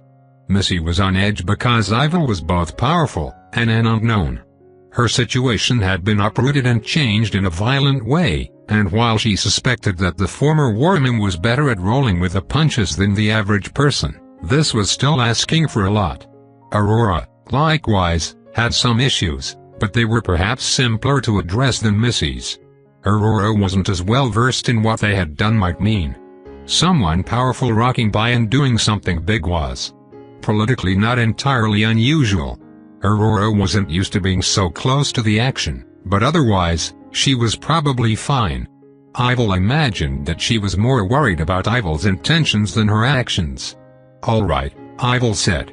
"Let me speak a bit before anything else." Missy nodded reluctantly. Aurora did the same, though without hesitation. "Go ahead, Missville." "Just Evelyn, please. We've been through enough that I think we can do away with some formality," Ivil replied. She smiled at Aurora and received a small smile in return. "All right. So, as you both may suspect, I'm somewhat powerful. I have a number of cores, yes. What you're no doubt worried about beyond that are my allegiances." "I have to admit that I am curious," Aurora said. "That's fair. I'll admit straight away, my story about being a professor from hell is a lie. A convenient cover. But, I swear that I'm not working for Mars or Mint, nor am I really associated with any other government in the solar system." Missy frowned. "So, what, you're just a free agent? You just happen to be on the Hell Together?" "Oh, no, that kind of coincidence is way too unlikely to be true," Ivil replied. "I'm a free agent, yes, but my being on the Hell Together wasn't coincidental." Aurora gasped. Are you here for me?" Ivil quickly shook her head, then, on a whim, she reached across the table and carefully squeezed Aurora's hand. It was very warm, and Ivil almost forgot what she was planning on saying next. "Ah, yes, I mean, no. How do I salvage this? Missy, are you familiar with someone named Clairvoyant? Might as well just fling the seer under the metaphorical bus." "The lunatic prophet?" Missy asked as she sat up. Yeah, I know her. We met once. It was a bit before she got her Republican. I'm unfamiliar," Aurora admitted. "The lunatics had a number of cores that let you predict things," Missy said. "They were troublesome to use. They, or splits of them, somehow all ended up in the hands of this one girl called Claire. She became a prophetess. She's good. At least, that's what the rumors say. Could just be a psyops to keep people away from Hamia." "I see," Aurora replied. "And Miss Evelyn, you visited this seer?" "Recently, yes," Ivil said. "And it's what led me to being here today. I asked the seer something personal. Perhaps one day I'll tell you what that is, but for now, that's why I'm here. As for what I intend to do, I can assure you, truthfully, that I don't mean to hurt any of you." Chapter 38, Respectful Suggestions. Missy glared across the table at Ivil, her fingers tapping a quick 1-2-3-4 beat. She kept it up for a surprisingly long time before stopping suddenly and crossing her arms. "I don't trust you," she said. "That's understandable, I suppose," Ivil said. "But I respectfully suggest that you do trust me." "You respectfully want me to trust you?" Missy asked. Ivil focused on her fully. It was painful to exclude Aurora from this discussion, but she felt like she was losing Missy at the moment. "Yes. Think of me in the abstract, if you would. I'm someone who is, to put it modestly, somewhat powerful. I can use that power to my own ends. I can use it to get what I want, and in this particular situation we find ourselves in, I could use it to get what I want out of you. But I don't, and I won't." Missy tilted her head to the side a little, eyes still narrowed. "I'm not used to discussing this kind of thing so plainly," she said. "Why not? We could dance around the subject," If that's what you prefer, but I've always been a very straightforward kind of woman. Missy chuckled mirthlessly. All right. I guess I can't say you didn't help. It's respectable, at least. What do you want for it? For the help I rendered? Ivil asked. The woman shrugged a shoulder, then leaned against the table. Nothing's free, she said. That's true, Ivil said. What if I said I have ulterior, personal motives? I'd believe that. And if I said that I just saved you because I didn't want to see you or the others hurt? Ivil asked. Missy grinned. That, I'm afraid, I wouldn't entirely believe. Ivil shook her head, but smiled a little herself. You didn't strike me as the sort that waits for a gallant knight to swoop in and save her, in any case. My life's been devoid of gallant knights, Missy agreed. But maybe I wouldn't mind playing the part of the desperate. Nah, never mind. Missy stood up, casually tugging the edge of the table to stop herself from being thrown towards the ceiling. I'm gonna check on 26? Then the rest of this ship. I refuse to believe it isn't trapped in some way. Ivil nodded and watched her go. Missy floated with a powerful confidence. Ivil wasn't sure if she deserved it, exactly, but it was alluring all the same. Missy leaving had left her alone with Aurora. The noblewoman was sitting her hands on her lap, but on seeing Ivil noticing her again, she sat up straighter. I don't have the same sort of suspicions as Missy, Aurora replied. That's good, Ivil said. Aurora was both harder and easier to understand than Missy.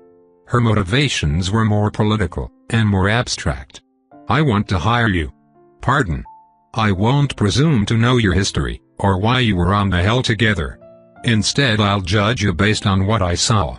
A competent woman, able to keep myself and others safe in a situation where most would have folded. You're very good. As I said, I won't presume to know why you're on the move from Ceres, but I can guess. I think someone in your position might appreciate a job. Something legitimate, which would offer you some protection in turn. Ivil blinked, then allowed herself a small smile. Go on, what kind of job? Bodyguarding duty, Aurora asked. It's not very glamorous work, but no thank you, Ivil said. Aurora froze for just a moment. I see. The work doesn't interest you? Oh, it does, Ivil said. But I don't like the position it would put me in. Bodyguards sit back and watch for threats, they protect their charge. Most of all, they are passive. If you want me to keep you safe, Miss Sterlingworth, then you only need to ask. If you want me to make it my business to keep you safe, then we are going to need to enter into something more than just a client-employee relationship. Aurora blinked, then nodded slowly. You want to become business partners, then? Well, I will suppose that it wasn't the worst first step. Sure. You entice me with whatever plans you have for the future, and I help you make them come true. Aurora nodded while sitting a little straighter. Okay. Do you have any abilities that might make the next part of this discussion more private? Yes, sure, Ivil replied. She muffled some of the noise of the ship around them and created a small bubble where vibrations were dampened down into illegibility. Go on. I'm trusting you with a lot here, Aurora said. But I trust you. She laughed. Trusting me is funny? A little, yes. Forgive me. I don't come from a background where trust is gained easily. In any case, I'll extend the olive branch, because you deserve that much. If you run off with this information, then I'll be in quite a bit of trouble, but knowing who I'm dealing with, I've no doubt that things have leaked already. Go on, Ivil said. Aurora took a deep breath. Are you familiar with the League of Free Moons? It's a political organization, almost more of a joke in system-wide politics. They formed after the Second Inter-System War and basically formed a fourth bloc, of sorts. Aurora nodded. I figured that your history as an astroarchaeologist wasn't entirely made up. I know my history. The more recent stuff, at least, Ivil replied. She was in the history books, after all. In any case, the League is, in fact, something of a joke. You're right. The League ostensibly coordinates and runs something like 40 moons, spread out across the solar system, but the actual control it has over these moons is somewhat comparable to the 21st century United Nations. It's all on paper, and very little of its power is tangible. But that's about to change in a big way. Oh? Ivil asked. Aurora ran her tongue across her lips. Yes. She took a deep breath. A minor tangent, but are you aware of the origin of cores? More so than most, Ivil said. They are extra-system devices. Alien. Yes. I think Mars once found a probe-like object captured by Sol's gravity well which had a few cores built into it. Ivil was reluctantly impressed. That was more than a little classified. Interesting. It's happened again, Aurora said. But this time it's bigger. A Jovian Saturnian exploration ship, crewed by a crew of scientists working for the League, discovered a new asteroid. One which has been slipping in and out of our solar system for ever. It's ancient, on a looping trajectory opposite the solar plane. It was an oddity, so they went out to explore it. And they found something? Ivil asked. A cache of cores, Aurora said. Larger than the one found on Deimos, comparable to the Martian one.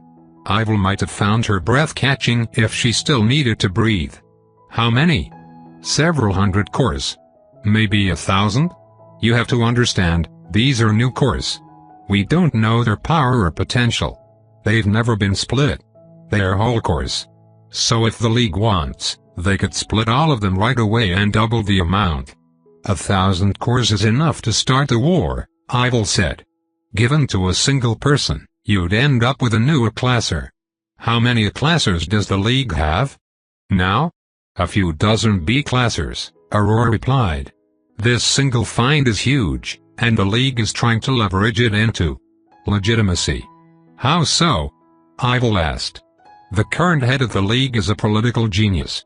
She's dangerous, but smart.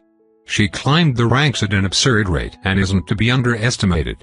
A lot of people ignored her climb because the League itself is, well, unimportant in the grand scheme of things. But now, with 1,000 cores to share between all of the participating moons in the system, every moon is sending representatives to the Jovian system. I didn't hear anything about this, Ivil said. Aurora nodded. That's normal. There's a full media blackout. The League's spy agency, as rather pathetic as it is running interference. Every moon knows that if news gets out, their chances are screwed. So there's lots of infighting, trying to discredit each other and slip a knife into the competition before they can attend. Ah, Ivil said. Of course, the Empress of Mars helped. Ivil blinked. She did. She's aware of this? Oh, God no, it would be a nightmare if she were. If any of the other emperors found out it would be a disaster. Can you imagine any more of those greedy idiots finding out?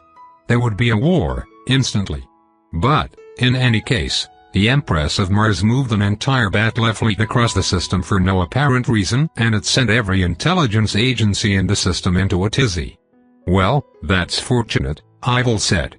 It must be a coincidence, I'm sure. Chapter 39, Profitable Arrangement. Before cores, a person's power was measured by their wealth, their connections, their political position, their fame, and in a distant last, the strength of their arms. Cores, obviously, changed this. Wealth and fame and political position alone was no longer enough to judge a person's worth or power. Instead, everyone had to do a careful dance of rumors and observation, at least, that's how it was around the table dedicated to the bigger players. You've told me a lot, Ivil said. But I'm not sure how you intend to turn this into a profitable arrangement for me.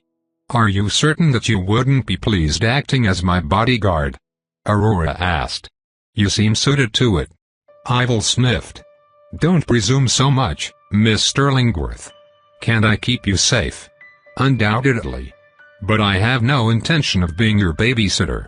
Nor am I interested in money, and while the goings-on around the League are interesting, I don't know if that's enough to convince me to suborn myself to you. Aurora nodded slowly. Very well. Then how about a share? A share of Phobos? Not a large one, but a share nonetheless. Ivil's eyebrows rose. Phobos ownership was one of the more interesting cases in the solar system. The moon was owned, in whole, by its government, which initially acted as a corporation before turning into a fully fledged monarchy of sorts. Now, the noble families of Phobos were composed of people who owned shares of the moon. It was a strange cross between a company and a proper monarchic government, but on a moon where nobility could only be determined by the ownership of land, it made some sense. Plenty of citizens of the moon owned a share or two, it's what gave them the right to vote, but the vast majority of shares were held in the iron grip of the nobility. Interesting, but no thank you. Ivil leaned forwards, elbows landing on the table. She stared across at Aurora, and really looked at the woman. She was pleasant enough to look at. Aurora looked like someone who was pretty now, and who would age in a spectacular fashion. She had that severe, serious look about her that really did it for Ivil. A date? Ivil said with a nod. Pardon? Aurora asked. I'll help you around Jupiter for a date. Aurora blinked a few times, flushed, then regained her composure, all in the time it would take someone else to process a thought. You mean a romantic one? Yes. Usually I'd say that I'd pay for the meal, but seeing as how this is literally a payment already, I think that would be silly. In fact, why don't you arrange it? You want me to arrange it? A date? I don't. Aurora shook her head, but it wasn't a denial, just the woman recentering herself. You'll act as a body business partner to assist me in exchange for me arranging a date. Yes, Ivil replied. And to be clear, there shouldn't be anything sexual about it. Well, I suppose we're both consenting adults, so if it comes to it, fine, but I'm not aiming for that. Certainly not on the first date. Aurora shifted in her seat. Are you so attracted to me? Should I not be? Why Aurora cleared her throat and put her noble's impassive mask back on, acting as if nothing was amiss. Yes, I suppose I could agree to a date. But nothing more. I'm not some woman who just sleeps with anyone. No matter the reputation Phobos has, I'm not that kind of person. I would never imply it, Ivil said truthfully. She was having a hard time keeping a grin off her face. The way Aurora acted was cute. She had seen plenty of soaps with exactly this kind of behavior. Ivil restrained a laugh. It was a rather silly thought to have, but it seemed to fit, more or less. She had enjoyed her share of shows that relied on the archetype, though she knew better than to expect reality to be quite so dramatic. Ivil stood up then. It'll still be some time before we make it to Jupiter, she said. I'm sure we can get to know each other some more in that time, and plan for our arrival as well. And there's our connection with the hell together to look forward to as well. Yes, of course, Aurora said. Brilliant. I'm going to go check on the others. 26 seems to be in the engineering section. She might know more about the condition of this ship. It'd be best to know about any potential problems early. We can figure out which room belongs to whom later, I think. Aurora nodded. I'll see if there's food stocked here as well. I'm no professional, but I think I can manage heating something up. I think we'd all appreciate that, Ivil said. She gave Aurora a final nod, then stepped back. She needed a little distance. Sure, she had perfect control over her own heart, but it still wanted to beat far faster than usual. Finding 26 wasn't difficult. Now that the mechanic had a core of her own, it gave her a certain weight in Ivil's sight. Not that she wasn't worthy of notice before, but her core's presence made her stand out, a tiny matchstick of light in a sea of darkness, weak, but noticeable all the same. She discovered 26 in the ship's engineering bay, a small room on the lower deck at the very rear. The entire ceiling was taken up by access panels covering the inner mechanism of the ship's primary drive, and in front of that, the ship's main fuel bunker. The walls were split across a few machines. She didn't immediately recognize them, but she supposed that 26 would know better. Especially seeing as how the mechanic was currently rubbing her cheek against one of them. Ivil decided not to be envious of the machine. For now. I'm curious, what are you doing? Ivil asked. 26's eyes flew open, and she froze on the spot for a moment. She said. Yes? 26 pulled back. I was practicing with my core, she said with a nod that was hard to take seriously when her face was so red. Were you, now? Ivil asked. I can feel the metal, she said. I mean, in my head. Look, this is very strange, and I understand that what you walked in on looked like me having a moment with this Crytotech 2649 automated self-adjusting network part printing machine, but I can assure that that's not what's happening. Ivil held back a smile. If you say so. So I take it that you like the engineering bay. Well, it's a whole league better than the Hell Together. Almost too good. Too good? Ivil asked. There are machines here that print new parts. You can render things down into base materials.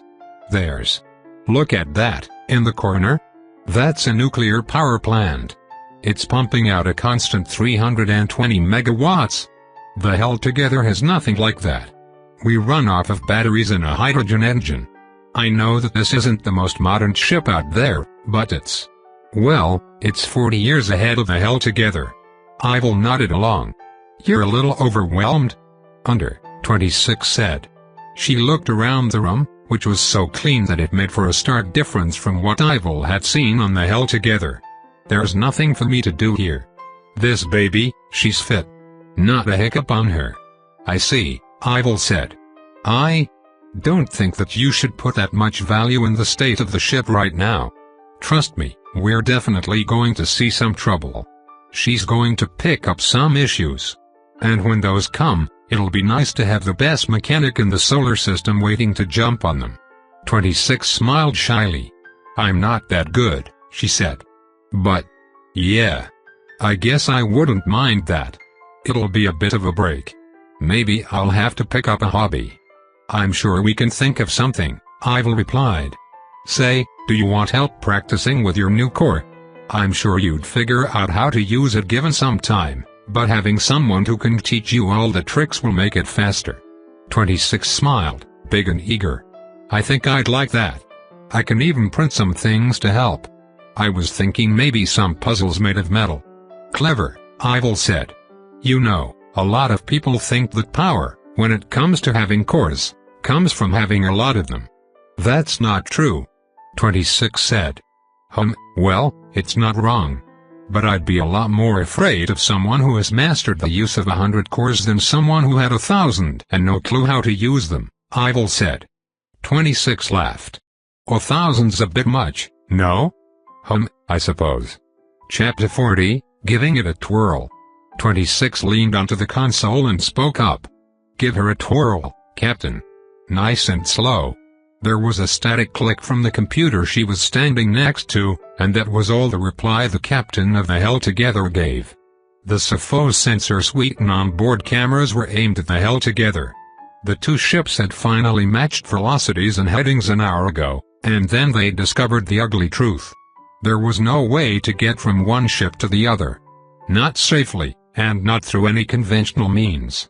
26's eyes were glued on the main screen in the bridge as it displayed her home ship. Two bursts of steam exited out of the Hell Together on opposite ends of the ship and going in opposite directions.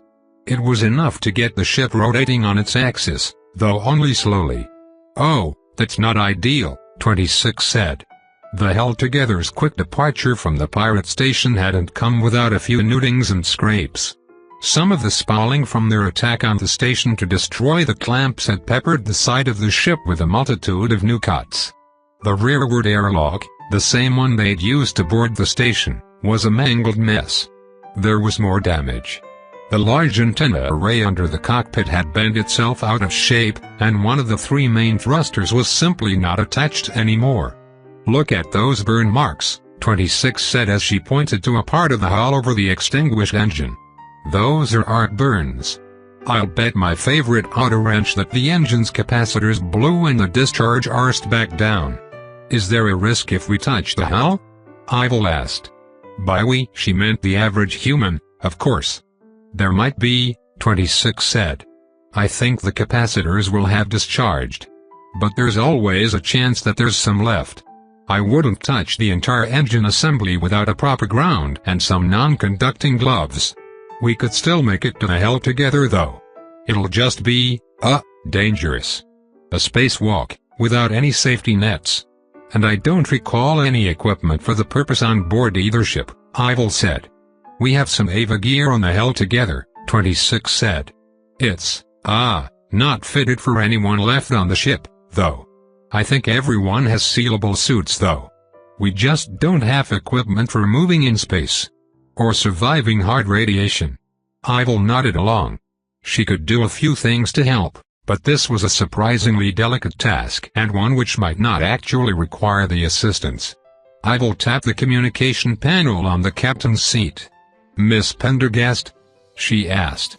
There was the slightest bit of fuzz over the line, but Sonic Spectre answered nonetheless. "Yes, ma'am." "How are things on board the ship?" Ivil asked. "A little smoky. The air filtration system went offline for an hour or so. I've repaired it to the best of my ability," the techmate said. 26 leaned over. "You just got to pull the filter halfway out, then shove it back in. That'll reset the whole thing. Also make sure to switch the heater settings right after so that it auto-shuts after 3 hours. When you switch the filter out, it resets the timers, and if you leave them on they'll melt some of the housings and it's a mess. You'll know you did it wrong if it smells like burnt plastic. If it smells like an electrical fire for the first 20 minutes, then it's working right. You usually only need to do that, like, once every couple of days." "Noted," Sonic replied. "In any case, the ship is functional, though it has taken a great deal of damage. I think it's in dire need of repairs, retrofits, or retirement. I'll stay on the line with you," 26 said. "Let me know if anything else breaks. Actually, you might want to go to the engineering room, take a few pictures of the panels there and send them back. I'll be able to tell you what's seriously broken with that." "Understood," Sonic replied. "How are things on board the SFO?" "Things are well enough," Ivil said. "This ship isn't the most luxurious, but it's relatively modern, and well maintained. We didn't take any real damage on leaving the station. Our ammo is half depleted, however." "Noted," Sonic said. "What's our destination?" Ivil nodded along. She could appreciate the techmate's sense of duty, at least. "We're still heading to Callisto. There should be some stations around the moon that'll be able to accommodate the hell together." "Miss Vil, I'm aware that you did most of the work, but would you be willing to share some of your earnings in order to restore the hell together?" Sonic asked. Ivil blinked. "What earnings?" "For the bounties." Ivil paused, then it clicked. She hadn't been thinking about it, because financial issues were for people that cared about things like money, but yes, the pirates that she'd very recently murdered likely had bounties. They, in fact, had some very high-definition scans and images of several pirate ships being obliterated, as well as their station going up in literal flames. "Miss Vil?" 26 asked. "We'll split it evenly," Ivil decided. 5 ways. 1 portion for the hell together, then a portion for each member of the crew that infiltrated the station. "Do you think we'll be able to compile the information for the bounties?" "I can work on it," Sonic said. "I might need access to some of the data stored on the SFO, to use as proof, but otherwise, it shouldn't be overly difficult to make the case." "Don't you need to be affiliated with a bounty guild in order to receive a bounty at all?" Ivil asked. "I'm certain we can work around that," Sonic said. "We could make the application, then hand in 1 bounty as proof of capability. Then the remaining bounties should be enough to catapult the person we chose as applicant past the journeyman stage. Though, it would be significantly cheaper and easier to suborn someone who already has the bounty hunter classification." Ivil hummed. "We'll see once we reach Callisto. I might know someone." Ivil turned towards the entrance of the bridge. Missy was on the last step into the room, and as Ivil looked, she climbed up and in. She was wearing something different, a loose jumpsuit, the upper half bunched around her hips, the arms tied together as a loose belt. Her upper body was covered in nothing but a too-tight tank top. Ivil was very temporarily mesmerized by the application of motion on semi-fixed objects in a zero-G environment. "Missy," she said as she snapped out of it. "You know someone?" "Yeah. A bounty hunter that mostly works around Jupiter. She's a little strange, but she's not a bad sort. She has her bounty hunting license, and owes me a drink. Once we get within comms range of the moon I'll send a ping out." "Would she be willing to take credit for our work?" Ivil asked. She might not, but she'll cash it in for us, assuming we cut her in a little." Missy frowned. "I didn't think about it until now, but the amount of pirates we took out, the ships. That'll be one hell of a bounty. We're talking several five-figure bounties all being cashed in at once. Even split, that's a fair chunk of cash. Enough to fix the hell together." 26 asked hopefully. Missy chuckled. "I don't know if there's enough money in the system for that. But it'll be enough to get her moving and looked at by some professionals. I don't know if I'd trust the repair fields around Jupiter," 26 said. "Saturn's are way better." "That's just your pride talking," Missy said. "They are good enough." Ivil shrugged. She didn't care overly much. "As soon as we're in range, get a call out to that contact of yours." "Will do," Missy replied. "So, I came to ask you something." "Yes?" Ivil asked, perking up a little. "What do you wanna do about that corpse in the airlock? Because it's gonna start to stink the place up soon. This ship has good enough scrubbers, but I don't wanna put them to the test that much." "Corpse?" 26 asked. "Oh, that pirate lady. Wait, didn't she have a heap of course?" "She did," Ivil said. "I suppose now's a good time as any." 26, would you mind staying in contact with Miss Pendergast?